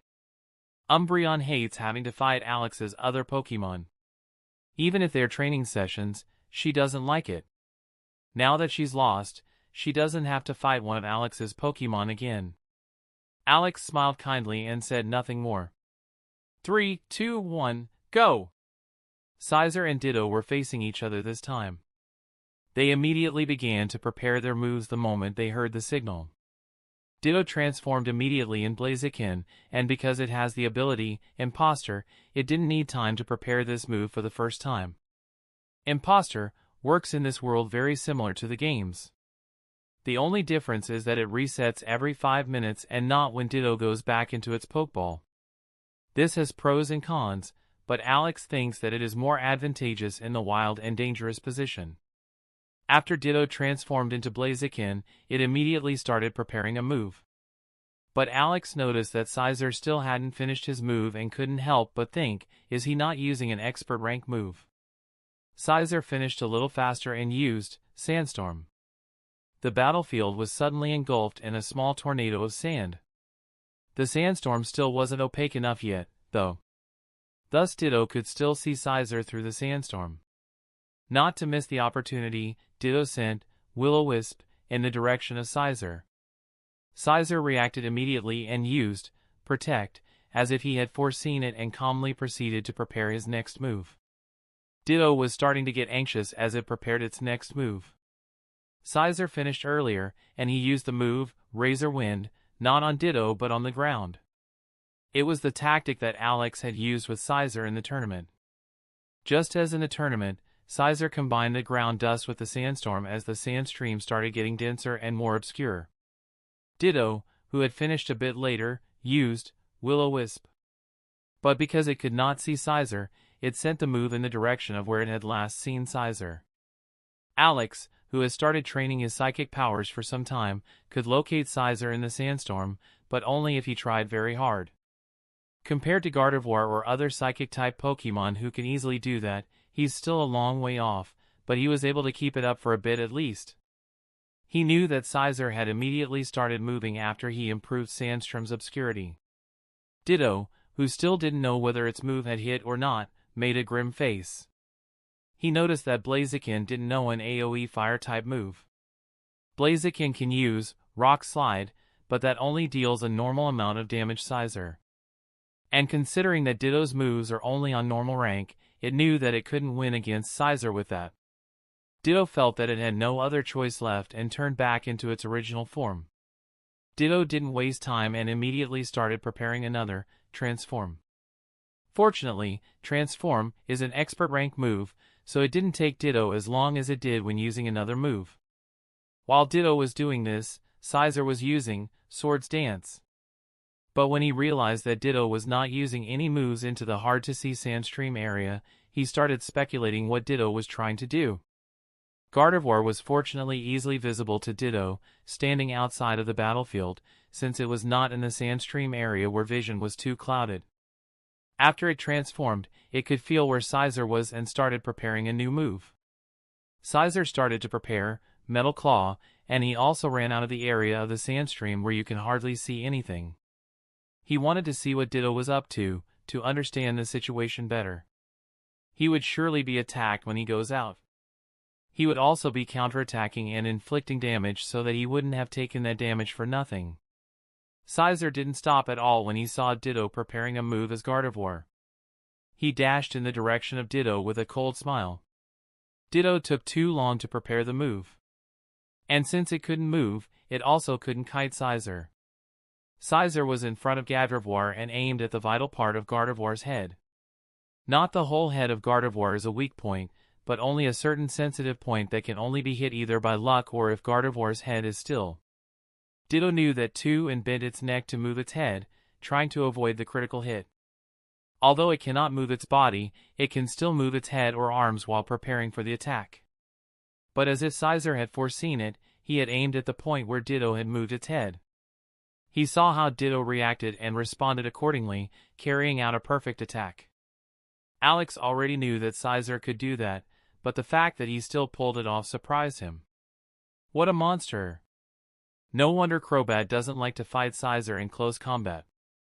Even if Ditto had only moved its head, it was still very difficult to hit the particular spot on the head. Alex has read that the expert rank, Transform, also copies the HP of the target and always thought that it was beneficial. But the HP of Gardevoir in this world is abusively terrible. Ditto, who got a critical hit from a super effective expert rank move, used by a Pokemon who has the advantage of 2 levels, suffered unbelievable damage. He lost almost 80% of HP from that one hit, and its head started bleeding profusely. Together with the slow damage done constantly by the Sandstream, Ditto was in very bad shape. Cizer stayed calm and immediately started preparing another move. Ditto quickly used Teleport and immediately started preparing a move. But when it saw that Cizer didn't move, it suddenly felt uncomfortable. Cizer was faster because Ditto took a bit of time to use Teleport, and he used his move right away. Alex looked at Cizer with a smile as he figured out which move he had decided to use. Aerial Ace. Ditto, who was still preparing its move, couldn't use Protect, and it also didn't have enough time to cancel the current move. Aerial Ace met Ditto, who was already badly injured, and knocked out Ditto with this one final hit. Cizer, who saw Ditto fall to the floor, just said, "I'm not so inexperienced that these tricks would work on me." When Cizer was having this cool moment, Crobat suddenly yelled out, with a voice full of sarcasm, "Wow, how cool you are to defeat a Pokemon with 2-level disadvantages. Impressive, number 2. Cizer's eyes twitched as he gave Crobat a deadly look. Chapter 259. Alex immediately put a stop to the argument between Cizer and Crobat, which was starting to heat up a lot. He didn't want the two of them to fight unnecessarily.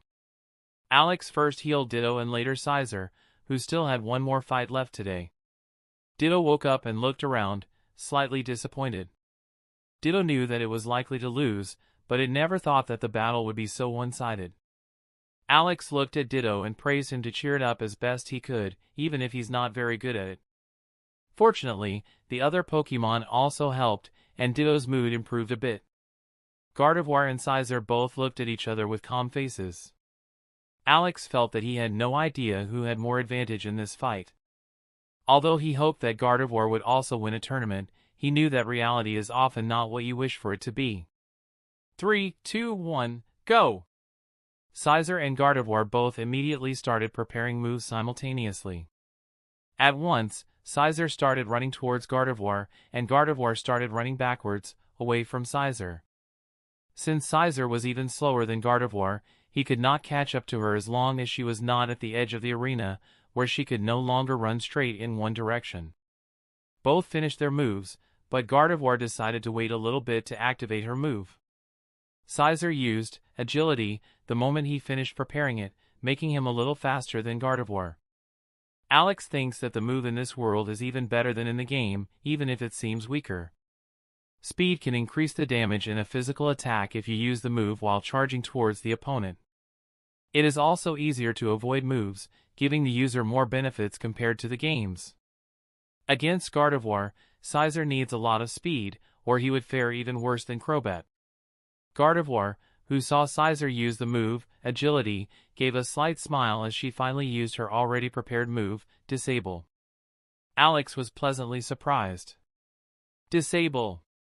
She's really lucky that both are now on the same level, and disable is also on the expert rank. Or else, she wouldn't be able to use it against an expert rank move of Cizer. The Gardevoir preparing this move beforehand was very risky, but Alex thought it was a calculated risk. Cizer has 2 tactics that he usually uses, from which, the Sandstream tactic will not work against Gardevoir due to her being able to locate Cizer with her psychic powers. Also, even if he were to use a different tactic, it is almost certain that he will want to use agility as soon as possible. Cizer, who was preparing another agility, suddenly noticed that all the built-up energy of his move had suddenly vanished. He grimaced. He felt that he was now in a dangerous position. Fortunately, he had a plan B. Gardevoir looked carefully at Cizer and prepared a move as well. Cizer stopped and prepared a move. Gardevoir finished first and immediately used Calm Mind. Cizer finished almost at the same time and used Swords Dance. Both Pokemon repeated this 2 more times without budging from their place. It was as if they agreed that they would reinforce each other first. Gardevoir saw this but showed no expression of fear as she prepared her next move. Although she would take a lot of damage from a Metal Claw of Cizer with Swords Dance reinforcement, she was not afraid at all. If Cizer can't come within range, he can't hit her with his best move. Even though Gardevoir started preparing her move a little later than Cizer, she finished first as she used Calm Mind again. After that, she did not immediately start preparing a new move but observed Cizer. She wanted to be able to use Protect in an emergency. Cizer coped with his move being disabled by using Aerial Ace. Aerial Ace is also a move like Swift, which tracks the targets like a guided missile and only stops after hitting something. Even teleporting won't do anything if you're still within range of Aerial Ace. In addition, Aerial Ace is a physical move and, therefore, many times better for Cizer than Swift, especially since Cizer had used Expert Rank, Sword Dance, several times. Gardevoir didn't run and prepared a move immediately. She was hit by Aerial Ace, and felt that this hit was incredibly painful. The hit took away around 50% of HP, and this was not a super effective move but a normal hit. Although Cizer's ability, Technician, played a significant role in why Gardevoir took so much damage, the main reason was still the multiple uses of Sword Dance by Cizer. With this buff, Cizer simply deals abnormal damage against someone with such poor HP and def. This also showed that Gardevoir would have easily been knocked out in one hit if Cizer had used Metal Claw. Fortunately, he has no means to get within the range after preparing that move. Then she immediately decided upon which move to use next. Cizer did the same, and both Pokémon realized that the fight was now at a crucial point. Gardevoir and Cizer both got ready, and both of them were using a move on the normal rank. A quick beam of flame was sent in the direction of Cizer, who was using his Aerial Ace. While using the normal rank move, it was impossible for both Pokémon to move for half a second. But Cizer reacted quickly and used Protect to block the flame. Gardevoir also used Protect and also blocked Cizer's attack.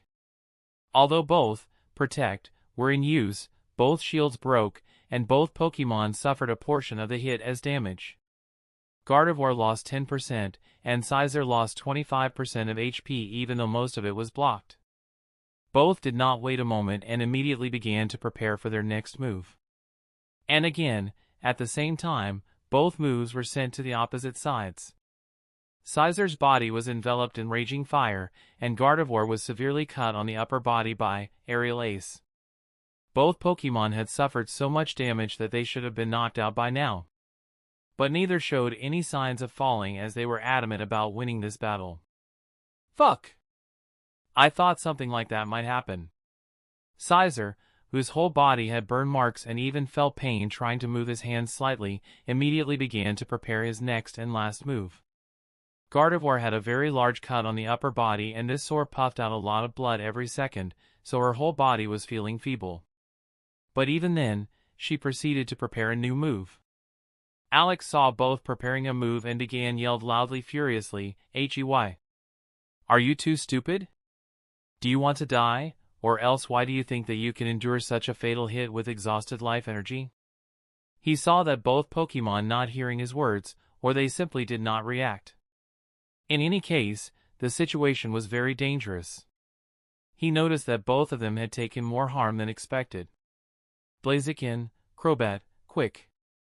Alex quickly called the two fastest Pokémon so that they could defend the attack for these two idiots. Fortunately, both Pokémon had prepared normal rank moves, so Blazakin and Crobat had more than enough time to reach Cizer and Gardevoir. Both managed to block the attacks even if they had to take some damage themselves. Alex ran to the battlefield and found both Cizer and Gardevoir passed out after using their move. He healed them with an angry expression. But in his anger, there was also a bit of hidden pride. Both Pokémon were real fighters, even if they overdid it. Chapter 260, I thought you might do something stupid, but this time you outdid yourselves. Gardevoir, if the last Aerial Ace hit you properly, you could have lost an arm or even your head. Why did you do something stupid like continuing the fight? The same goes for you, Cizer. When that mystical fire hit you at the end, could your body endure this ridiculous heat with your life energy exhausted? Even if you managed to protect your head from the hit, all your organs would be damaged afterwards. Even you would have to spend the rest of your life in bed, that is, if you hadn't already ended up dead. Are you too? After Gardevoir and Cizer woke due to Alex healing them, they got a scolding of their life from Alex, who was boiling with anger. Cizer or Gardevoir didn't say anything the whole time and didn't even try to talk back against Alex. Alex interrupted his long teaching when he saw that neither of the two was saying anything. He rubbed his forehead and said, "It's my fault. I should have made a rule for this from the beginning. From next time, as soon as someone has used up the life energy, they will automatically be eliminated. Thus, idiots like you don't try something crazy like what you did in this fight." Cizer nodded and said with a serious yet curious face, "So, who won?" Alex's right eye twitched as he looked at Cizer with rising anger. You fucking bastard. Do you still have the nerve to ask that now? Are you a gladiator, or else why the fuck do you think this training tournament is more important than your life? You arrogant, stupid. Alex, who had just calmed down a bit, immediately reacted like a cat whose tail had been stepped on. Cizer endured the insult and teaching from Alex with a cold face. Even though he didn't say anything, Alex felt like Cizer didn't think he'd done something wrong. Cizer didn't think that it was strange that the life of a Pokemon could end in a fight. When he fought in the wild, every fight was a fight to the death. You win, and you have a chance to survive. You lose, and you would most likely end up dead. Even if he's been a Pokemon of Alex for a long time, he can't quite lose that instinct. Especially fighting in close combat, he feels an unending urge to keep fighting. Alex looked at Gardevoir, who was just looking quietly at the floor and said, "And, what's wrong with you? Do you know how dangerous your actions were? And for what? Explain yourself." Gardevoir lifted her head and said with a sincere look, "Father, after my last defeat, I was very sad. I really wanted to win this tournament to prove that I am not the same Pokemon as in the last tournament." Alex continued to give an angry and irritated look. "Who do you have to prove this to?" Gardevoir looked at Alex in the eyes and said quietly, "To me. It's important to me." Alex said nothing for a few seconds and looked at Gardevoir, who was looking so solemn. He said as he shook his head, "Ah. Even though you're such an intelligent Pokemon, you are as dumb as Cizer." Alex then looked at Gardevoir and said, "If you win this tournament, it doesn't mean you have grown as a Pokemon. And if you lose, it doesn't mean you are mentally the same Pokemon as you were in the last tournament. Your achievement doesn't decide who you are, your actions do. I think you should have known that. Have a little more confidence in yourself." Gardevoir looked at her father with moist eyes and gave a bright smile. Alex looked at the two of them and said, "This fight is a draw, so this tournament has two winners." Cizer or Gardevoir felt happy at the same time but also a bit disappointed that they couldn't win in the end. After a short pause, he said with a gentle smile, "But since you've done something so stupid and dangerous, you will have extra training every day for the next 2 weeks. Don't worry, it shouldn't be impossible for you too. I know your limit." Although Alex said this last sentence in a very calm and even almost saint-like tone, both Gardevoir and Cizer looked fearfully. Somehow, Alex's face looked more like a devil. They knew what it would mean if Alex said something like that with a tone like that. To them, it sounded more like, "I will push you two to your limit and won't stop until you drop to the ground." Alex looked at the two Pokemon looking seriously and said with a smile, "Congratulations." Crobat started laughing out loud when he heard Alex's words and openly showed his amusement. Blazakin wanted to laugh too but suppressed it to not annoy her big sister or big brother, who were always so kind to her. The other Pokemon also showed a smile but did not behave like Crobat. "Okay, enough. Tomorrow we're going to the weakest gym leader, so go to bed early after training. We have to wake up early the next day. Brock is not the weakest gym leader in Kanto. But Alex still calls him that because Misty has not yet opened her gym, and Brock is a good bit weaker compared to the other gym leader. He's the only gym leader that Alex thinks he can beat after a few months of training. Brock's strongest Pokemon is only at LV 53, which is only 6 levels away from his Pokemon. Even if these 6 levels take a long time to achieve, Alex thinks that after 4 or 6 months, he can bring most of his Pokemon to level 50 and then defeat Brock's strongest team with good tactics. Chapter 261. Alex was walking down the streets of Pewter City towards the gym when a young man came to him and stopped him. "Are you Alex, the winner of the last rookie tournament?" The guy had blonde hair and looked like 18 to 19 years old to Alex. And from the 4 Pokeballs on his Pokebelt, Alex figured that he was a Pokemon trainer too. Alex doesn't meet fans too often, but occasionally he will come across them from now and then. So, he already knew how to react to this situation. He gave a modest professional smile and said, "Yeah, can I help you?" The young man said with a delighted expression, "Oh, you really are Alex. I'm Luca, and I've always wanted to fight you after I saw you in the tournament." Alex, who was not receiving such a request for the first time, said, "I'm sorry, but I don't have time at the moment. Maybe some another day." For Alex, trainers whom he cannot recognize are mostly rubbish and not worth wasting his time. Of course, there are some trainers who are very talented, not on the level of gym leaders or Elite Four, of course, but that is a rare case. Most of the time, trainers, whom Alex can't recognize, are garbage who doesn't even have a level 30 Pokemon or a silver Pokemon. Luca, who heard this, felt as if he was being looked down upon. He retaliated with a loud anger-filled voice, attracting the attention of others. "Hey! Why don't you want to fight me? Just because you won the tournament, you think you are better than me. We won't know for sure until we battle." The other people who were passing by Alex and Luca overheard this and began looking curiously in the direction of Alex and Luca. There were some people who even took out their mobiles and started filming the whole situation when they saw that there was a slightly famous person, Alex, involved. Alex realized that he now had to handle this situation cautiously, or his reputation might suffer if things went out of hand.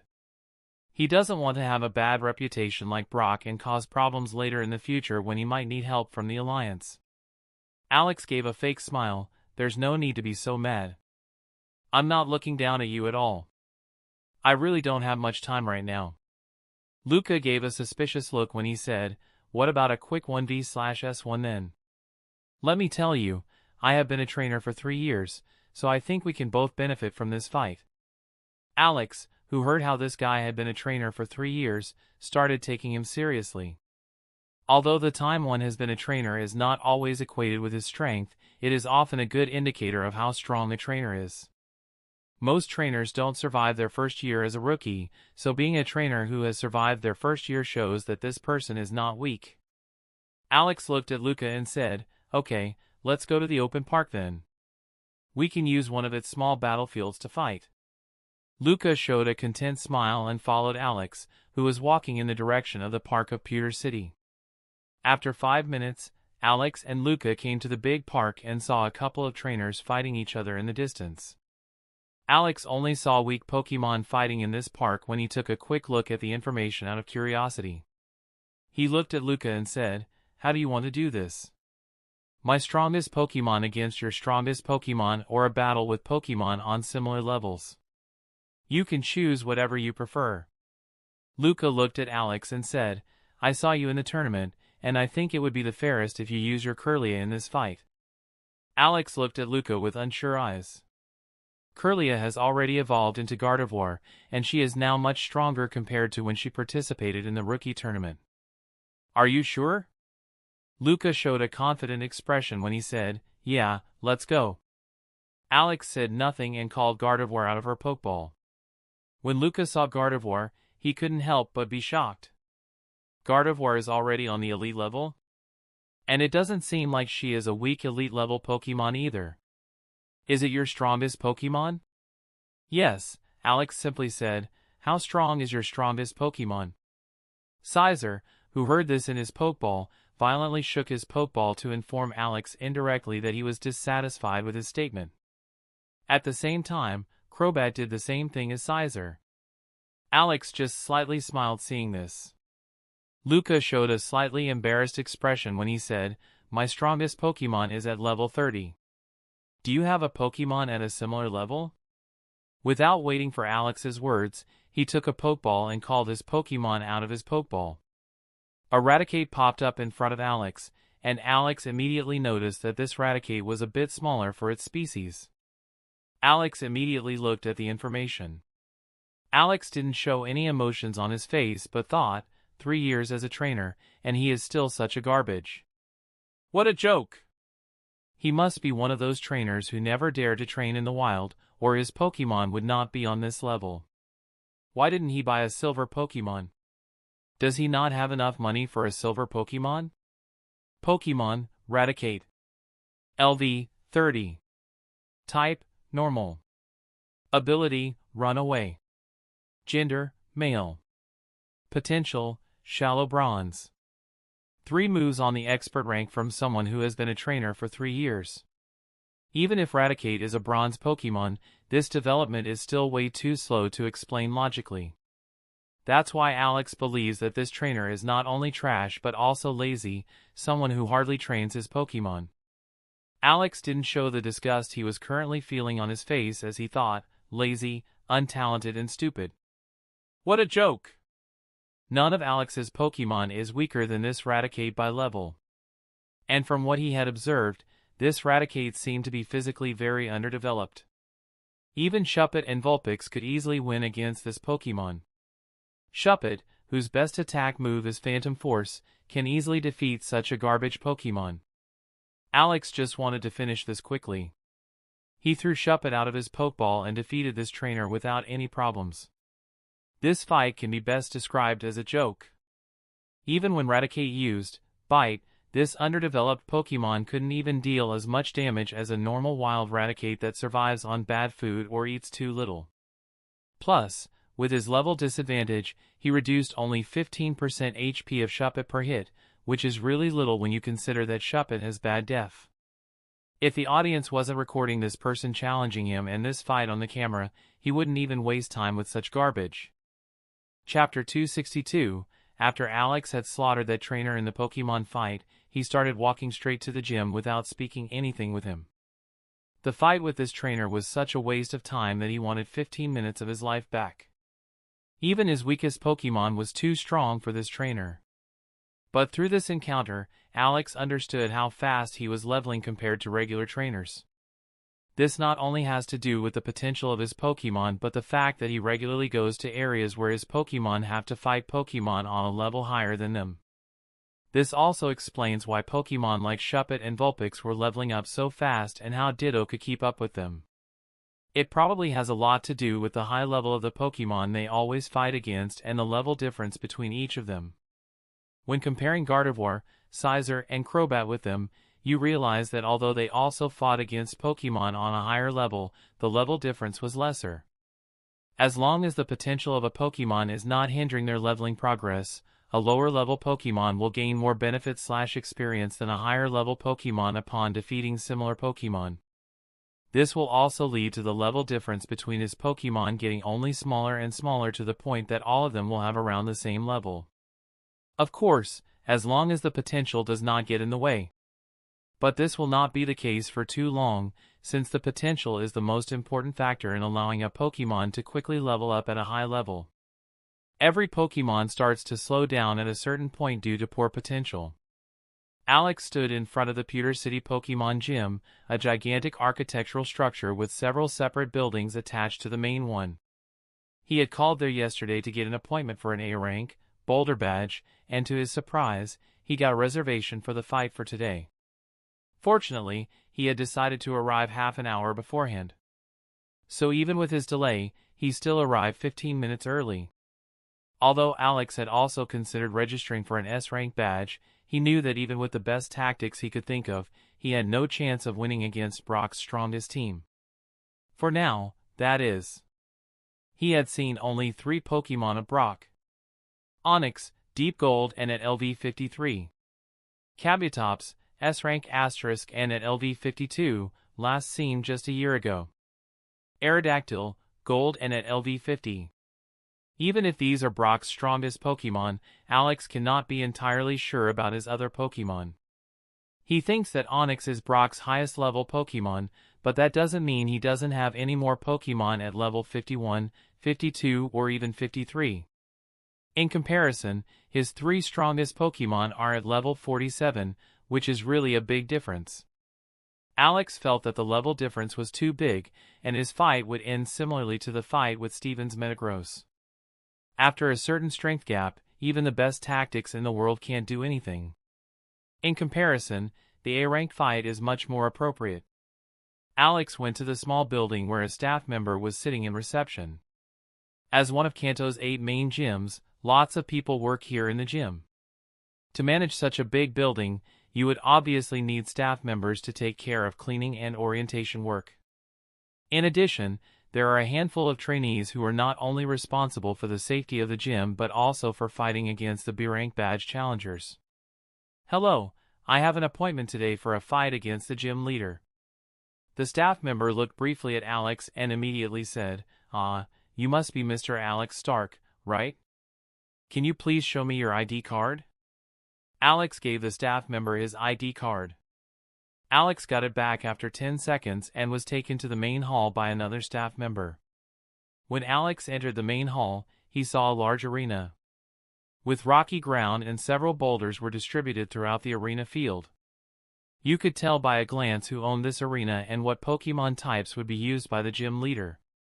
When he looked around, he found Brock, talking to a trainee. Alex walked towards Brock with an indifferent expression. Brock saw Alex and gave a slight smirk when he said, "When I got the message yesterday, I couldn't believe that you really are so stupid. To think, you want to fight against me." Alex looked in the eyes of Brock with a scornful look. "Why would I not want to fight you? You're the weakest gym leader by a decent amount, after all." The smirk on Brock's face suddenly vanished. "Heh! Have you grown a few balls now to start talking back to me like that?" A disdainful facial expression could be found on Alex as he said, "Are you stupid? I never feared or even respected you. I was just too lazy to talk to a mentally retarded child. You bastard. You will regret that. I thought of going easy on you. But now you have really pissed me. I can't believe there is someone as arrogant as you in this world. I will broadcast our fight so that the whole world can see how weak and pathetic you are." Alex, looking at Brock the whole time like he was watching an idiot monkey blabbering, couldn't help but laugh inside his mind when he heard Brock's words. He felt that Brock really could no longer be saved. Alex looked calmly at Brock as he said, "Okay, sounds good to me. In which format do you want to fight?" As a gym leader, Brock can choose the format of the fight. But for an A rank badge, he can only choose from 1v/S1, 2v/S2, or a 3v/S3 format. Brock leaned up a bit when he said in a disapproving tone, "Keep pretending to be calm. It won't work for long anyway. We're going to fight in a 2v/S2 format. Tell me the average level of the two Pokemon you are going to use in this fight so we can fight at a similar level." Alex knew that Brock wasn't doing this because he wanted to have a fair fight but because it's a rule that all gym leaders must follow. For example, if the Pokemon of the Challengers team have an average level is 45 in the battle, the gym leader's team's average level must not be higher than 46. In addition, each Pokemon must be between LV 40 and LV 49 from the gym leader and challenger in the A rank badge battle. It not only makes sure that the challenger has minimum strength to fight against the gym leader for an A rank badge, to not waste the time of the gym leader, but also prevents the exploitation of the average level rule. For example, one LV10 Pokemon and two LV50 Pokemon have an average level of 33. But with the two LV50 Pokemon, any trainer can easily defeat three LV33 Pokemon. Chapter 263.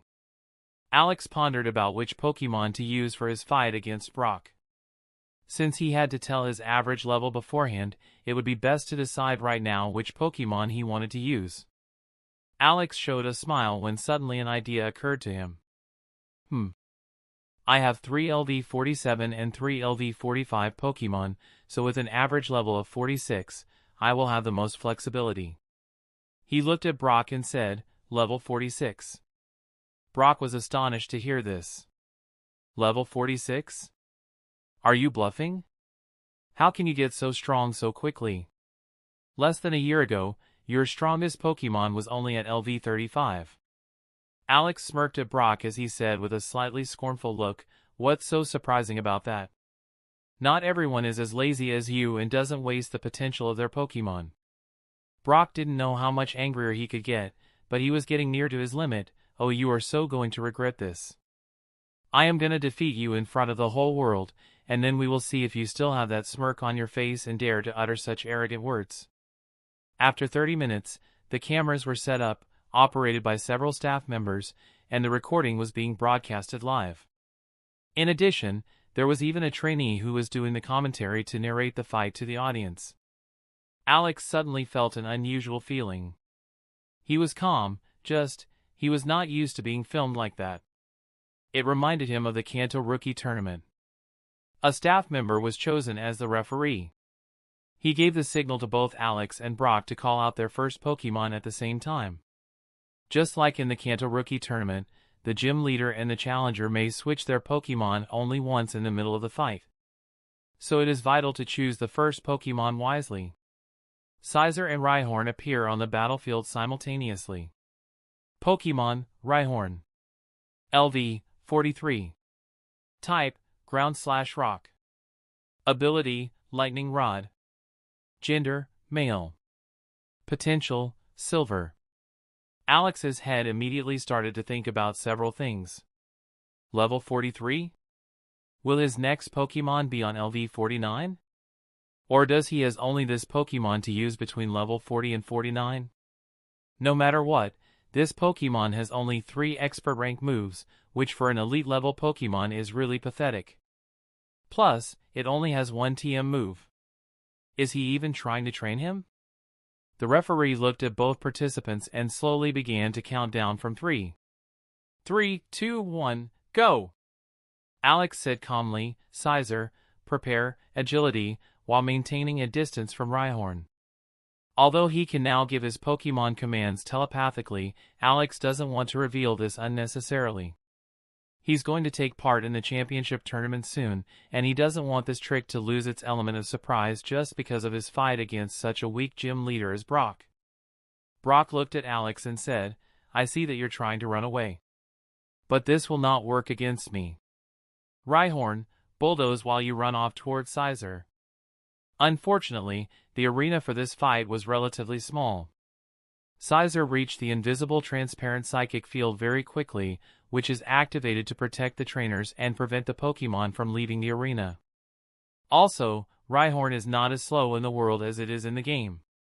At least in terms of speed, he is just as fast as Cizer. But it can hardly change its direction while running, so this speed does not come without a drawback. Cizer finished agility and felt his body lighten up. Rhyhorn, trying to cut off Cizer's path, didn't expect Cizer to suddenly get faster, leading to Cizer escaping from Rhyhorn. This sudden increase in speed threw Rhyhorn off. It was also at this moment that Rhyhorn's weakness of not being able to change his direction at high speed was being exhibited live in front of the audience. Cizer, keep dodging Rhyhorn while using Swords Dance. Cizer, who had run to the opposite side of the arena, went to the middle part of the arena to have more options for movement as he prepared his new move. Brock grimaced when he saw how Cizer was strengthening himself while outrunning his Rhyhorn. He showed a grunted with dissatisfaction. He said to Rhyhorn, bulldoze again, but this time, make sure that it can't dodge you. Alex said with a disdainful look, do you think it is Rhyhorn's fault that he couldn't hit Cizer? What a joke! Shut up. I don't need advice from a rookie like you. Alex looked at the camera and said with a smile, Cizer is 4 levels higher than your Pokemon, has agility on the expert rank. Yet, you haven't changed your Pokemon. Is that really Rhyhorn's fault, who has not yet evolved into his final form and is hardly trained by his trainer? He and Brock were on such bad terms with each other so far that Alex didn't even try to fix it. He has no apparent advantage in doing so, but it made him very happy to expose Brock in front of the whole world and to take a bit of revenge. Rhyhorn chased Cizer across the arena and had trouble hitting even when Cizer was against the protective shield due to his poor maneuverability. Cizer was able to successfully use Swords Dance 3 times during that time. But Brock, who saw that, still didn't change his Pokemon, which Alex could understand a bit. After Alex had talked about how Brock had made a big mistake, if Brock changed his Pokemon, it would be like admitting his own mistake and hitting his own face. Alex can easily understand Brock's what would people think of him mentality. What a misplaced pride. And he was talking me down for my arrogance, heh. He felt that the more time he spent with Brock, the more he despised him.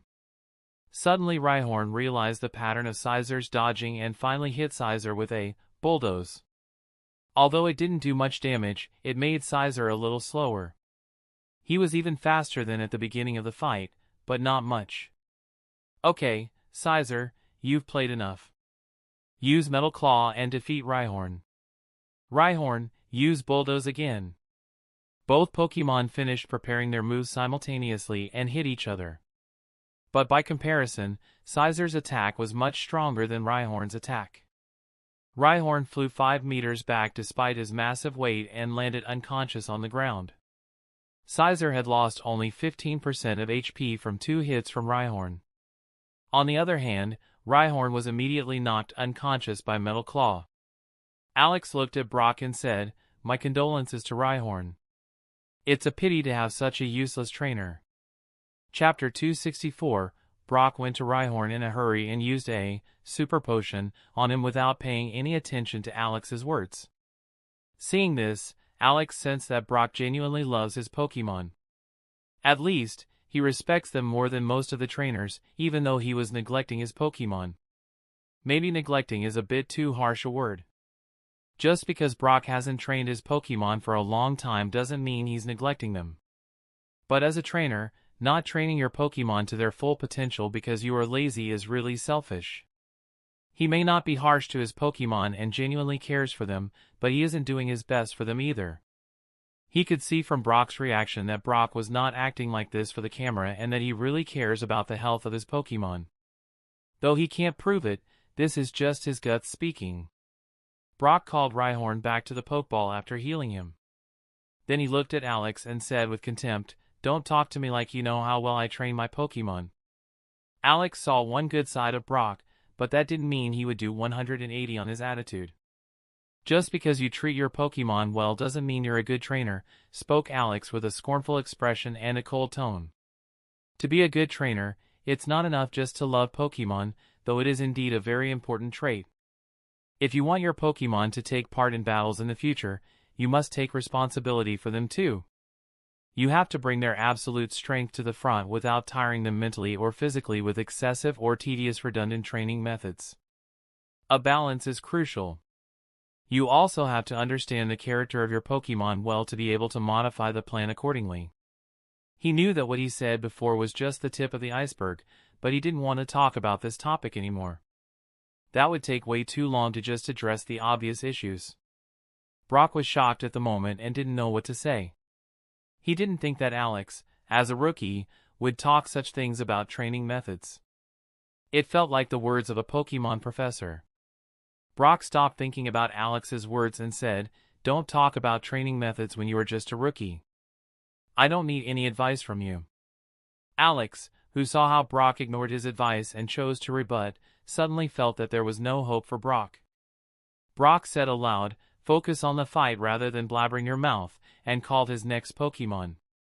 Alex couldn't understand Brock. Is your pride or whatever that you believe more important than the chance to learn something new or to question and test your previous knowledge? He looked at Brock and thought, well, we don't have a good enough relationship for him to even heed to my words. Not to mention, he thinks of me as a rookie. So he probably doesn't even want to talk to me, even though I find this attitude questionable. Haha. Apart from that, not everyone is like me, talking so much about Pokemon training, especially in the middle of a fight. An Omastar appeared in the arena, and Alex immediately looked at the info of the Pokemon. Pokemon, Omastar. LD, 49.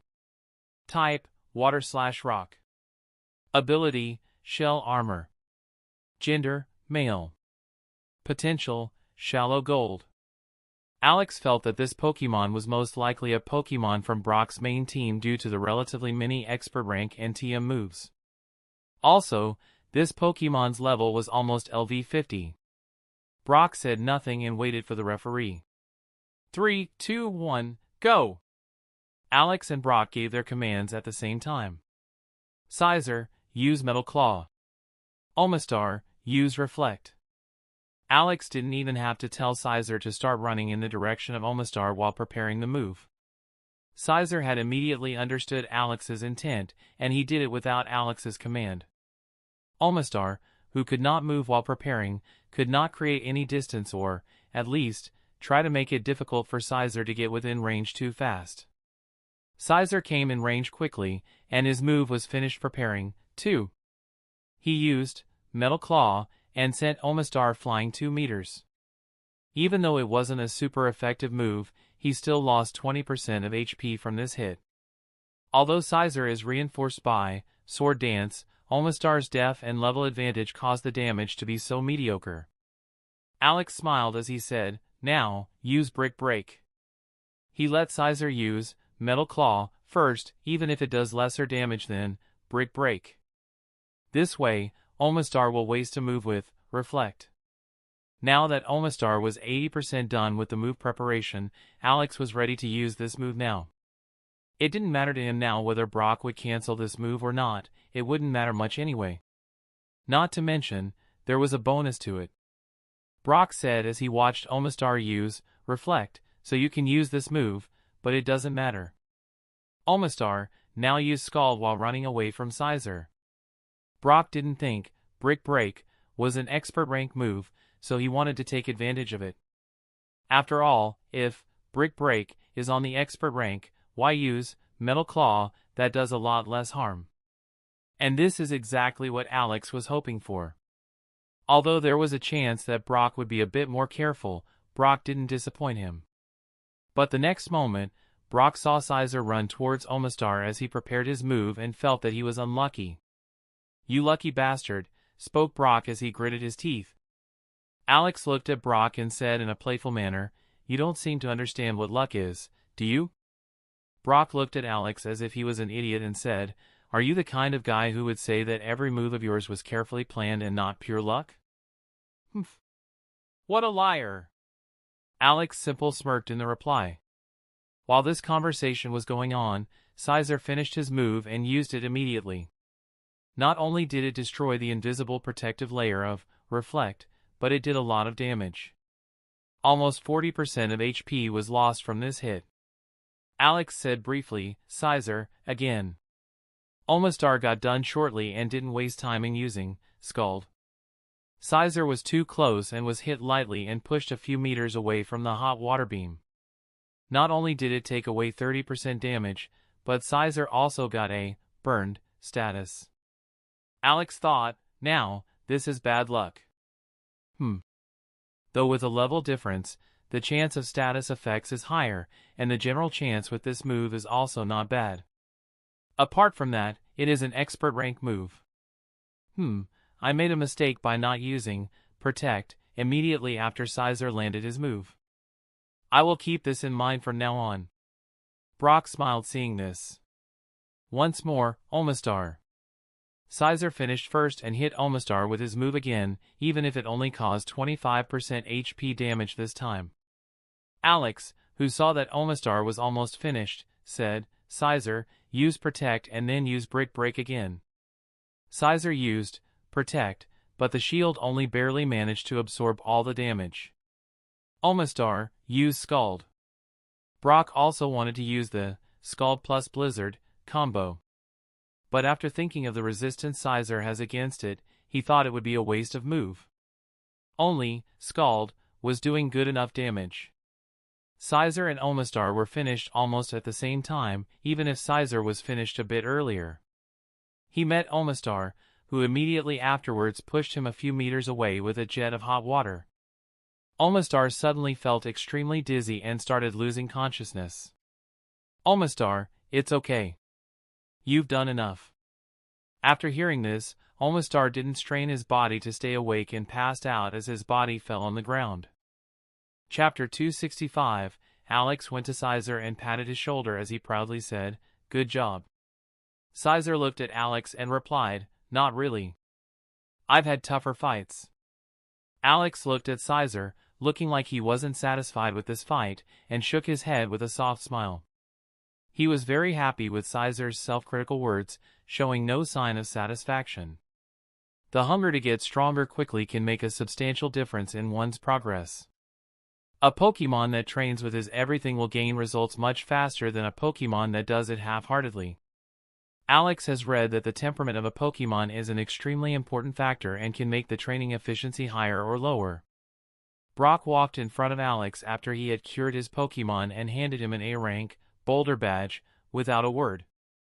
Then without saying another word, he turned back and started walking away with his stoic face, pretending as if Alex was never there. Alex didn't care about Brock's attitude as he ignored him and instead examined the boulder badge he had just received. It looked almost exactly the same as in the games.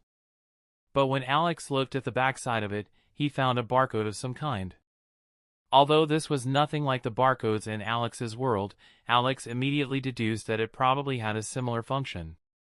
Alex put the boulder badge in a small case specially made to keep the badges and walked out of the gym. After he got this badge, he saw no reason to stay in this gym. He made his way to the hotel where he and his Pokemon would get something to eat and then think about their next plan. He got bored while walking and sent a message to Steven and Maria.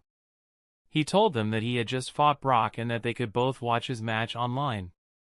Although it was also broadcasted on TV, it was a live broadcast, and therefore, you could no longer watch the match on it anymore. Fortunately, the Alliance uploads every gym battle for A and S rank badges on their website, so Steven and Maria could easily watch the match whenever they wished to. He also thought about writing a message to Daniel and Elise but felt that it wouldn't be a boss-like behavior. Especially when you consider that he is the boss of a group that is part of an underworld organization. 30 minutes later, Alex was eating his meal with his Pokemon in the hotel when he received a message. Steven wrote, "Good fight. But why do you insult a gym leader so much?" Alex wrote the whole story and explained why he has such a bad relationship with Brock. Steven smiled as he sent the message, "Hee hee, of the two gym leaders you've met, both of them hate you." Alex quickly replied, "Hey, I met Janine, and although we didn't talk to each other, I don't have a bad relationship with her." "What are you talking about? Janine is not a gym leader." Alex, who saw these words, suddenly felt that he should be careful not to answer in a hurry without thinking, or more mistakes like this are bound to happen. "Yes, but she is the daughter of Koga, so it is very likely that she will take over the gym." "Alex, am I imagining it, or can you never just admit your mistake?" Alex saw how he had convinced Steven with his excuse and let out a relieved breath. It doesn't really matter if Steven thinks that he thinks Janine will be a gym leader, but he should be careful not to say too much. Even if it is difficult to overwrite the general knowledge of what he had from the Pokemon world without thinking about it. Steven, oh Steven. How can you say something so heartless to your only friend? Steven knew that Alex was joking and smirked as he wrote, "I didn't even know that I only had one friend, but if my only friend told me that, it has to be true." Alex and Steven wrote and stayed for a few minutes before Alex got another message. "Hey, call me." This message came from Maria, who had apparently gotten his message just now and wanted to talk a bit. To make fun of Steven a bit before calling Maria, he wrote a message. "Steven, I would like to talk to you more, but my hot girlfriend really wants to talk to me right now. So I, unfortunately, had to make a choice. I know you, as a person who has never had a girlfriend, cannot understand that. But I have to tell that it was not a very difficult choice for me." Steven knew that this message from Alex was a joke, but he felt annoyed. "Ha! Straight face. And you have the cheek to say that you are my only friend? Stray Steven, but not everyone is into men like you. You bastard. You know exactly why I don't have a girlfriend, and it's absolutely not because I'm into men." "Ah, you mean it's because of your face, then? Wow! You really are brave to say that with your face. If you weren't a talented trainer, you'd stay single forever." Steven had struck a sensitive nerve of Alex. "Bro, don't exaggerate. My face is easily better than most of the people you can find in this world." "Who told you that?" Alex thought for a moment and couldn't remember where anyone had praised his looks. He looked at the message and felt that this surprisingly cut deeply. "I hate you, Steven." Alex wasn't actually angry or anything. But it is hard to figure out emotion from only the text. Steven was not sure whether this was a bit exaggerated or had actually hurt his feelings. "Alex, that was just a joke, and you are really a handsome guy." In reply, he only got this. Gay. Chapter 266. Alex looked at the several insults he had received from Steven after his last comment with an amused smile. He knew that the main reason that Steven didn't have a girlfriend was, quoting him, "Almost all of the girls who want me as a boyfriend don't want that because of my character. Though I don't expect my partner to love me only for my character, since I am aware of the fact that I'm not that much of a noble person. But I still don't want to be with someone who just wants to date me because of my money and looks." Alex understands Steven's words very well, and he has to admit that he agrees with him. The character of your partner is very important for a healthy relationship. But other things are also important, such as competence, appearance, money, power, to develop an interest in the opposite party. But Alex personally thinks that there was one other thing that is more important. Chemistry, when you first see a person. He himself has felt it only once in his 2 lives. Alex wasn't sure if it was just for looks, but he didn't think he was such a superficial person. In his life, he had met and seen many 10-10 women, but he never got that kind of feeling from them. There never was that spark that made him pursue the relationship. He felt that it had a lot to do with the presence, charisma, facial expressions, and gestures that you see in the first second, together with the appearance of the person. Gardevoir, who saw her father lost in his thoughts, again, showed a slight smile as she nudged him. "Father, don't you have to call someone?" She knew that her father is a very good planner, but that is also why he is often absorbed so much in his thoughts during the day that he ignores the whole world around him. Gardevoir is already very used to waking up Alex in important situations like almost every other Pokémon. Though Gardevoir and the other Pokémon only pay attention when necessary. Nobody wants to bother Alex when he is thinking about important things without a real reason. Alex stopped thinking about these unnecessary things and said, "Ah, yes, you are right." "Wait. How do you know that?" Gardevoir said with a very relaxed expression. "Oh, that. When I wanted to take a short break from my training, I saw you looking thoughtlessly at your device. When I came next to you, you were still in your thoughts, and I happened to see a message that looked important, so I thought it would be best to wake you up." He knows that Gardevoir cannot read the minds of others without them noticing. Above all, even the strongest psychic-type Pokémon cannot read the minds of even an ordinary person while he is awake. And even with unconscious people, the strongest psychic-type Pokémon can only see a person's memory and not change or manipulate it. Gardevoir can only talk telepathically with Alex and the other Pokémon because they allow Gardevoir to mentally talk to them. Alex doesn't know if a full-blood legendary psychic-type Pokémon have to adhere to this restriction. But he had the feeling that the gods of this world were not so restrictive in their power. A force that has never been captured or even defeated by a trainer cannot be compared to normal Pokémon. Alex is not even sure whether it is possible to kill a full-blood legendary Pokémon or not. He had read the sole documented fight between a full-blood legendary Pokémon and several champion-level trainers. This took place over 50 years ago, and the outcome was relatively inexplicit. It is described in the book that several champion-level trainers with more than 15 champion-level Pokémon attacked a weak full-blood legendary Pokémon. The force of 15 champion-level Pokémon is ridiculous in this world, and even more so for 50 years ago. That is probably the strongest force a region had gathered in high elite level, and it was by no means a joke. There were more than 100 elite-level Pokémon in this fight. But it was described in the book how no attack by an elite-level Pokémon had any effect on the full-blood legendary Pokémon. Thus, they did not affect the fight at all. It took the full-blood legendary Pokémon a single AoE attack to wipe out all the elite-level Pokémon. You can say that was the most expensive meat shield in the history of Pokémon World. In comparison, the 15 champion-level Pokémon were much more useful, not only because they could do damage but because it looked like they were winning against this god. In the book, it was described that the full-blood legendary Pokémon was full of injuries and at a disadvantage in the battle. After killing 4 champion-level Pokémon and severely wounding several others, it showed signs of being on the verge of defeat. But after the rest of the champion-level Pokémon made a final attack, and the full-blood legendary Pokémon fell to the ground, something unusual happened. Half of the body of the full-blood legendary Pokémon was destroyed, as all the people present there thought it was dead. But after a few minutes, they noticed that the body of the legendary Pokémon was slowly beginning to rebuild. The trainers immediately understood the danger and immediately let their Pokémon attack the legendary Pokémon.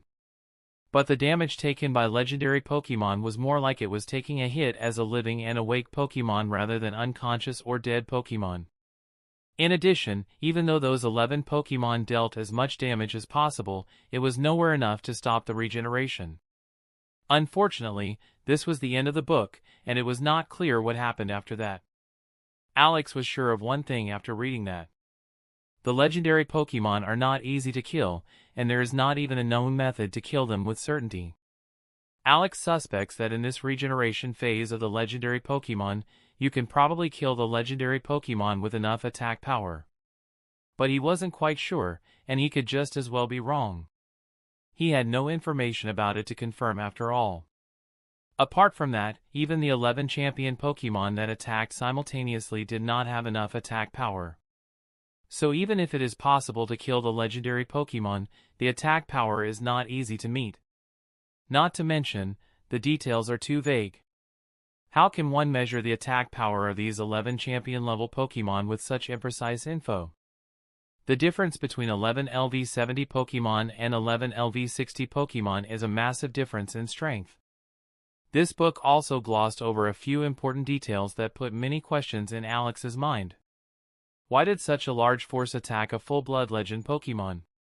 Why didn't the full-blood legend Pokemon, obviously faster than the other Pokemon, run away? If it was somehow restricted, how was that achieved? Which full-blood legend Pokemon was fought against and by which organization or government?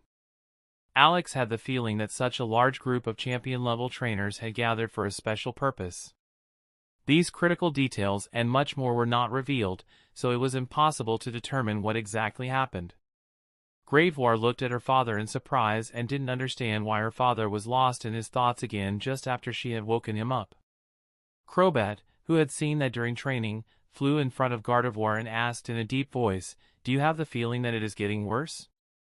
Gardevoir knew her brother was making fun of her father, but she gave a slightly worried answer, "I hope not." Chapter 267. Alex had just stopped thinking about these kinds of stuff when Crobat was talking next to him, so he ended up overhearing the conversation. He looked at Gardevoir and Crobat and said, "Stop showing such a concerned expression. It's not like I have a disease." Gardevoir nodded slightly, but Crobat gave a smirk as he said, "Sure, if that helps you sleep at night." Alex ignored Crobat trying to make fun of him and went to a quiet corner of the room to call Maria. He just had no interest in fooling around with Crobat, so he said nothing and just left. TCH. Boring, grumbled Crobat. Although Crobat would never admit it, he was very fond of Alex's character, and he knows that his trainer also had a very soft spot for him, even if he had never said it aloud. If he and his trainer are in a very bad mood, they exchange only a few unpleasant words at most. Like when they both had a small argument when they wanted to bring Gardevoir to their mother. Although Crobat often said not so good things, he believes actions show more than words. Alex dialed up the number of Maria after sitting on a couch at the corner of the room. He knew that Maria had been at the Firewood Forest about 3 days ago, located between Vermilion City and Celadon City. Alex was there once for less than a day and knows that this is a good place for elite rank trainers to train.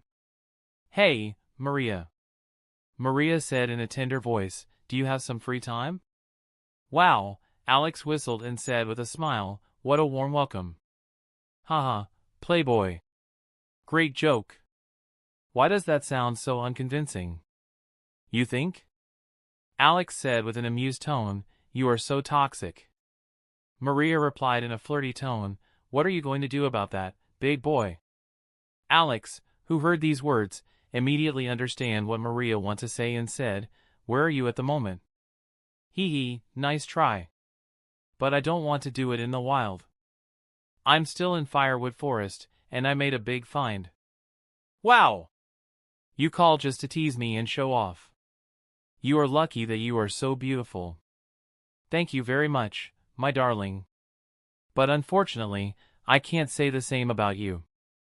Alex, who had heard another joke on his appearance on the same day, felt an indescribable pain in his heart. He knew that his appearance was only slightly above average in the Pokemon world. But the average appearance of people in this world is just too good. With his current appearance, he could have absolutely crushed it as a model in his previous world. It would have been an easy 8 or 9 out of 10 face there. But of course, this is not his old world. Asterisk cough asterisk so. And what's going on? Alex didn't want to talk about it anymore with people who have flawless faces. If he was talking to Lars or Brock, he could easily say that he looks better. But against Maria and Steven, it's just a joke. Maria immediately sensed the awkwardness and understood that Alex was sensitive about his looks. Alex, for me, you are much more handsome than Steven, so don't worry. Can you say that again? Alex, let me guess. You want to record my words, right? Sorry, I can't hear you. Can you repeat what you just said before? Sigh, what should I do with you? Said Maria as she shook her head. Should I make a list? Alex, you really a pervert. Alex recalled the night he had spent with her 1 week ago and wondered if Maria lives in another world. In his previous life, he had sex with 4 different women, and none of them was half as wild as Maria in bed. Not that he minded.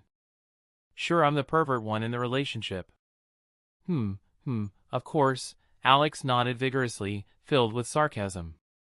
Let's stop fooling around and get down to business. Maria switched the subject.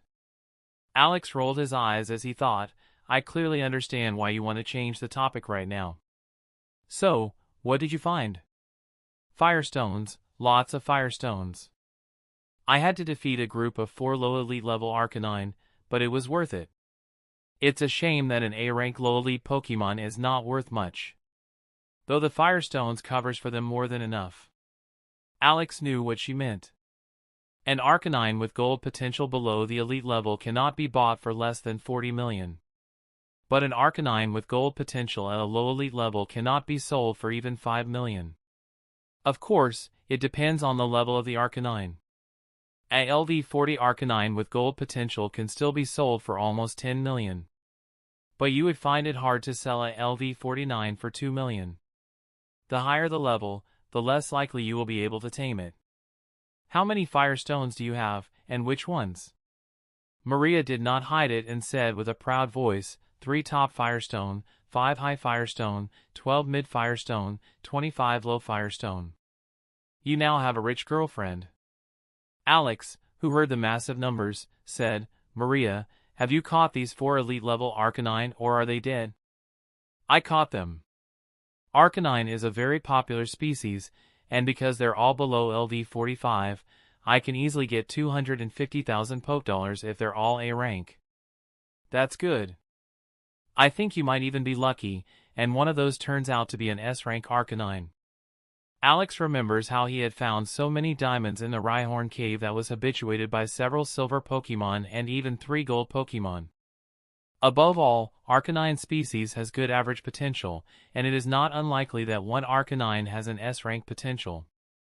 I was planning to do a talent test anyway, so we'll see. It's a shame that the 4 Arcanine who rushed to me had a very hostile attitude towards me, or I would try to conquer the one with the best potential. Forget about it then. It's extremely difficult to tame a low elite S-rank Pokemon if it hates you. Yeah.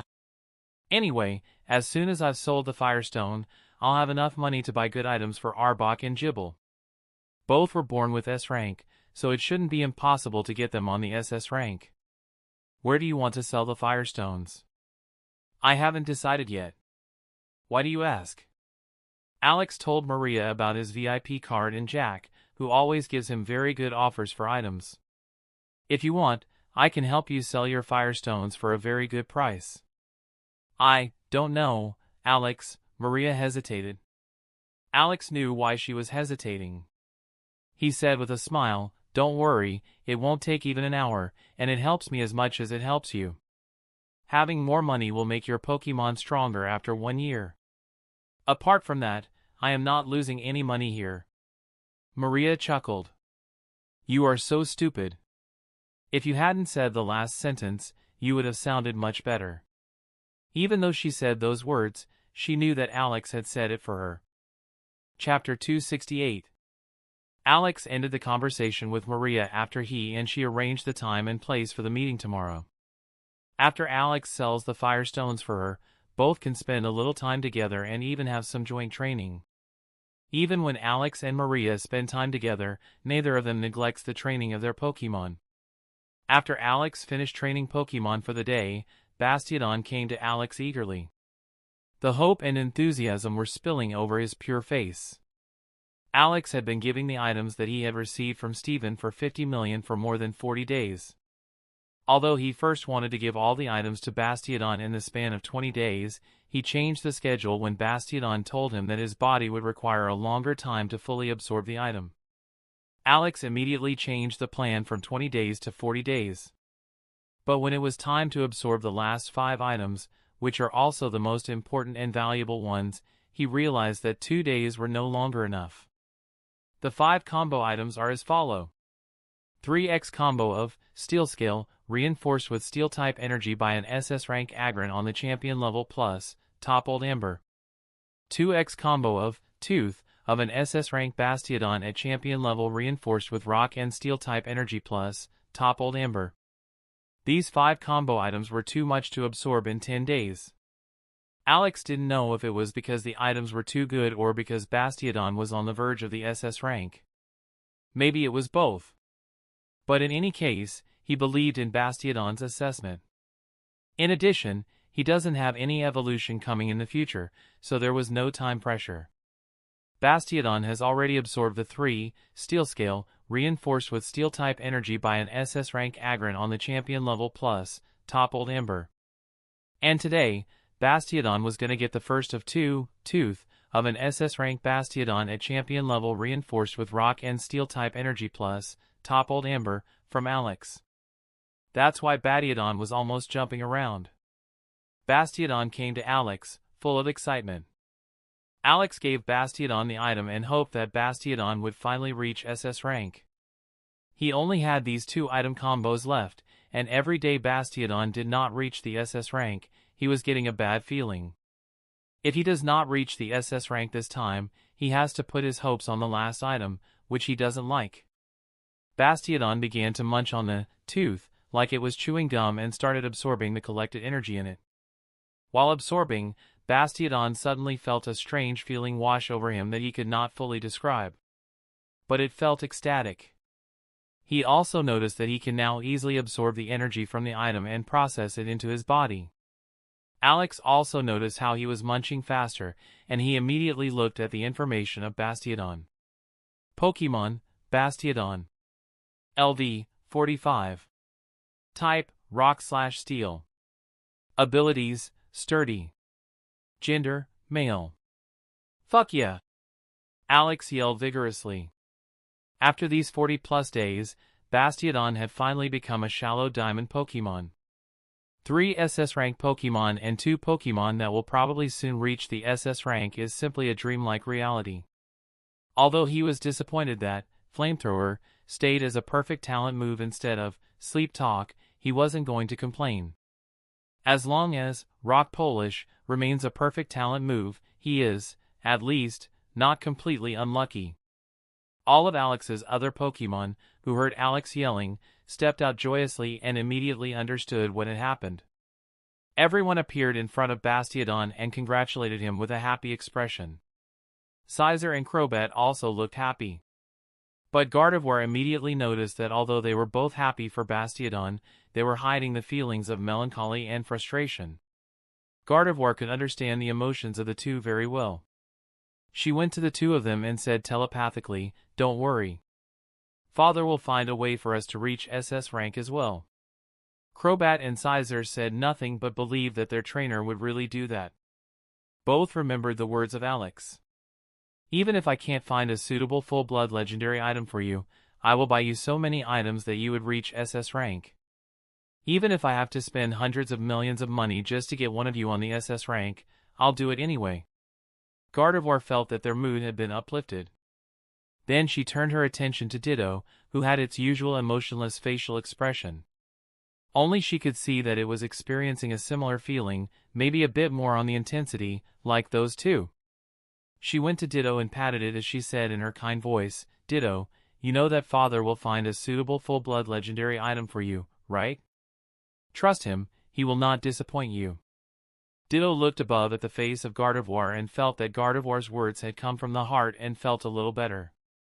Alex hadn't noticed that Gardevoir had a conversation with the three of them. He was worried about them too. But when he went to Gardevoir, Cizer, Crobat, and Ditto individually, he was perplexed by the reaction. Although Alex felt that the four reacted a bit strange, he tried to tell them that with sincerity that he had not given up on them and that he would definitely get them on the SS rank. He had expected emotional responses, but all he got was "I know, so you are telling me that the sun will rise tomorrow?" "Okay, and I know, father." Alex didn't feel that the answers were disrespectful because they showed the trust of his Pokémon in him, so he even received Crobat's unique reply with a smile.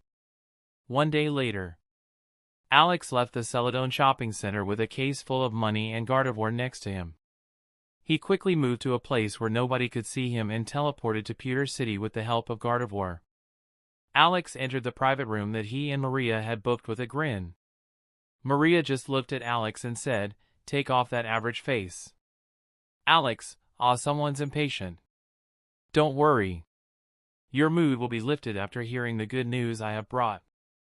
Maria's face was painted with a tinge of skepticism when she said, "If I find out that you secretly added extra money, I won't accept it.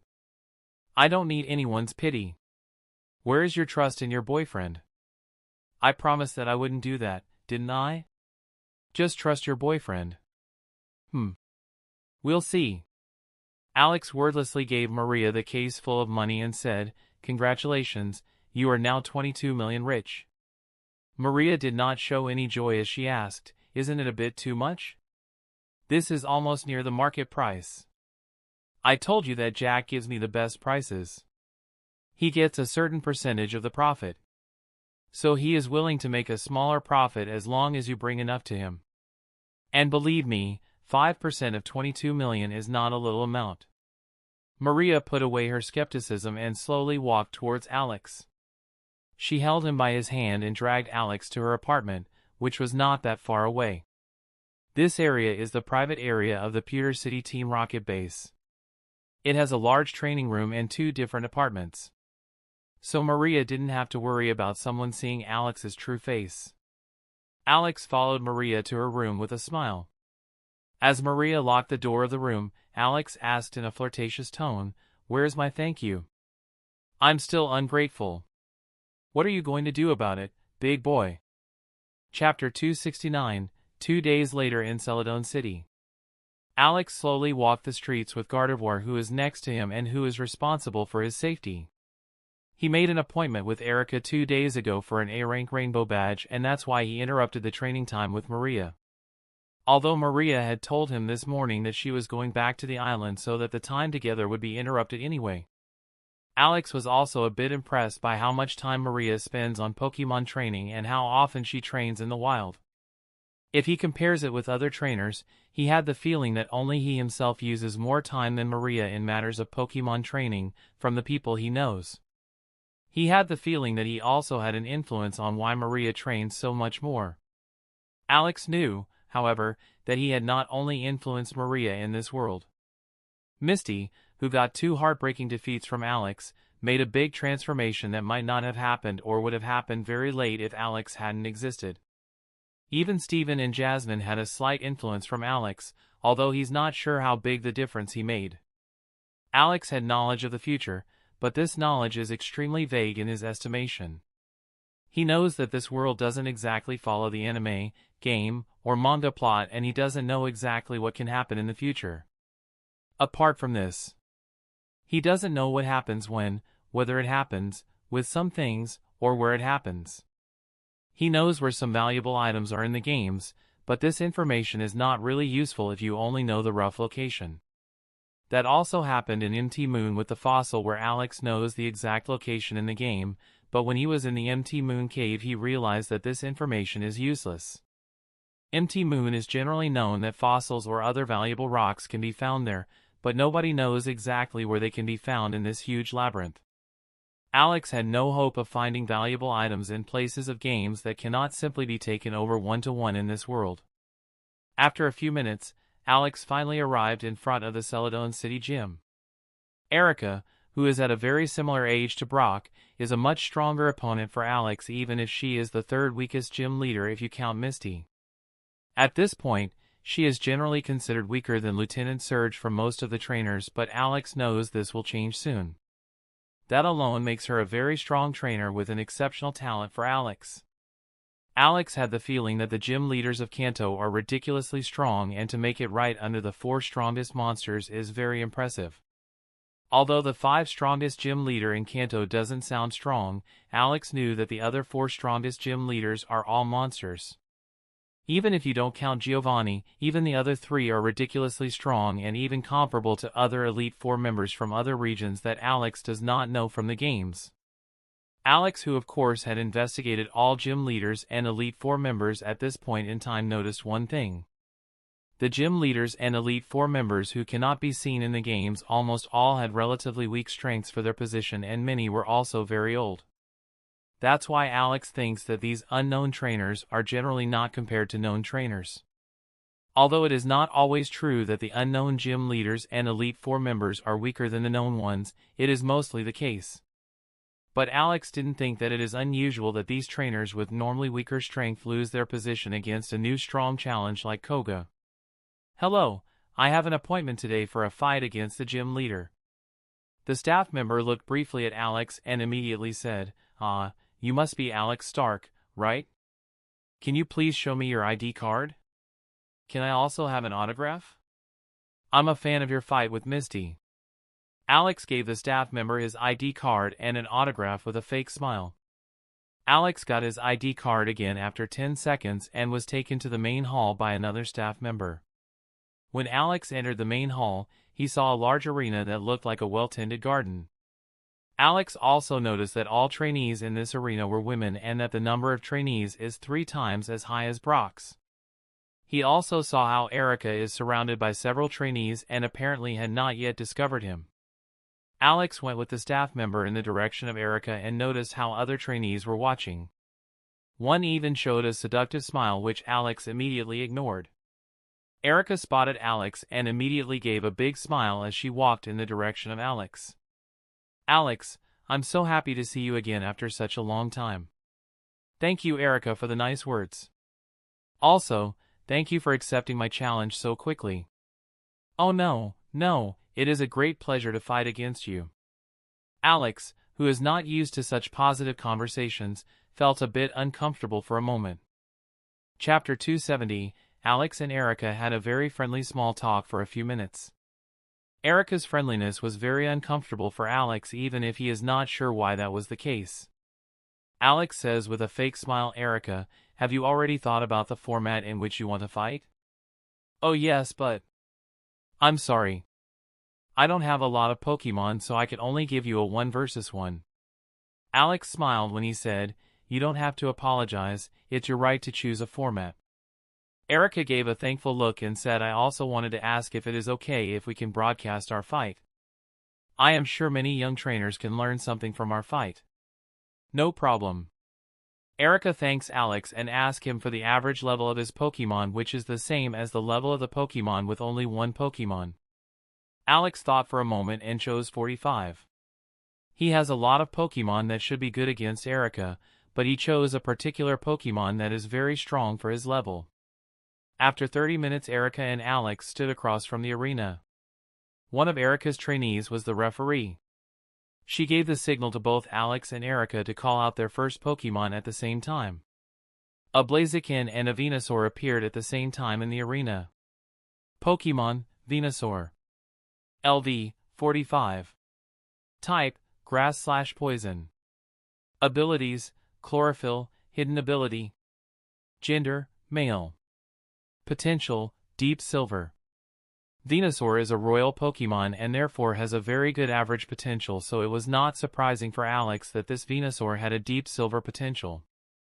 In addition, Alex could see that this Pokemon is a Pokemon where Erica had no high hopes to train it to her main team. The number of TMS shows that Erica probably didn't invest much in this Pokemon. But Alex didn't think it was necessarily wrong. Even gym leaders are rich enough to spend tons of money on each of their Pokemon. Also, just because a Pokemon isn't ridiculously strong doesn't mean that Pokemon is necessarily unhappy. Training is strenuous and many Pokemon are satisfied with a relaxed life. The referee looked at both participants and slowly began to count down from 3. 3, 2, 1, go. Plan 1. Venusaur used poison powder. Alex, who had an incredible advantage in this fight, felt that this fight had already been won as long as he didn't make a mistake, but that didn't change his approach to this fight. He will always give 100% in every fight unless there is a tactical reason not to. Blazakin, who had understood the command from her trainer a little faster, began to prepare her move first. The difference is very small, but for Alex, it is very important for the success of his plan. Erica had a bad feeling but didn't know how to react to it. Without knowing what Alex's plan is, it is impossible for her to answer. Blazakin finished and immediately started using Attract. She showed a seductive pose as she looked at Venusaur. Venusaur, watching Blazakin, suddenly felt that he couldn't bear to hurt such a beautiful Pokemon and began to cancel his move that was about to finish. Erica saw this and started to say out loud, "Venusaur, wake up. This is just a trick. You." When Erica tried to bring Venusaur back to her senses, Blazakin started preparing her next move. Attract on the expert rank is not so easy to shake off, so Venusaur only woke up when Blazakin had almost finished preparing her next move. Alex thought with a slightly disappointed expression, it's a shame that the Attract chance of success is greatly reduced if it is used against a Pokemon that was recently hit by this move, or I wouldn't let this Venusaur wake up again. Blazakin finished and used Flamethrower, which Venusaur could not avoid from his distance. He showed a painful look, and after that one hit, he already lost 30% of his HP. Erica noticed that the situation was really bad, but unfortunately, the options weren't really great to turn this fight around. Venusaur used Sleep Powder. Alex saw Erica get the perfect answer in less than a second, and he couldn't say that he was disappointed with Erica. Although this fight seemed very clear, it was not a fair fight from the start because Alex's Pokemon had a huge advantage. Be it TMS, Move Mastery, Type Advantage, or even Physical Fitness, Blazakin has an advantage. Even Alex felt that if he is the trainer of Venusaur, he probably can't win against Blazakin if Erica doesn't make a big mistake. Plan 1 was almost over, and Blazakin, who was preparing the last move of the plan, looked excited. Erica also noticed Blazakin's expression but didn't change the command for her Pokemon. Venusaur and Blazakin have prepared their move at the same time, so Erica thinks that Venusaur had enough time to use Protect in an emergency after his move. There are moves that hit a Pokemon almost immediately after preparation and give their opponent almost no time for a reaction to use Protect, like the move Psychic, but Erica had to take this risk. She also knows all the moves a Blazakin learns and doesn't remember any move where Venusaur can't use Protect in time. Alex, who knew which move Blazakin was preparing, knew that this fight was over. Blazakin finished first and immediately used Overheat with a smile. Erica, who saw how quickly Blazakin was finished, immediately understood the reason. She showed a slightly surprised expression when she quietly said, "Master rank Overheat. I can't say that I lost wrongly." Venusaur tried to dodge but couldn't dodge the strongest attack from Blazakin. He showed an expression of pain as he fell unconscious to the ground after less than 1 second. Blazakin, who didn't have a scratch, showed a happy expression when she shouted, "I'm the strongest." That's the end of this tale for now. Thank you for watching, and I'll see you in part 11. Peace.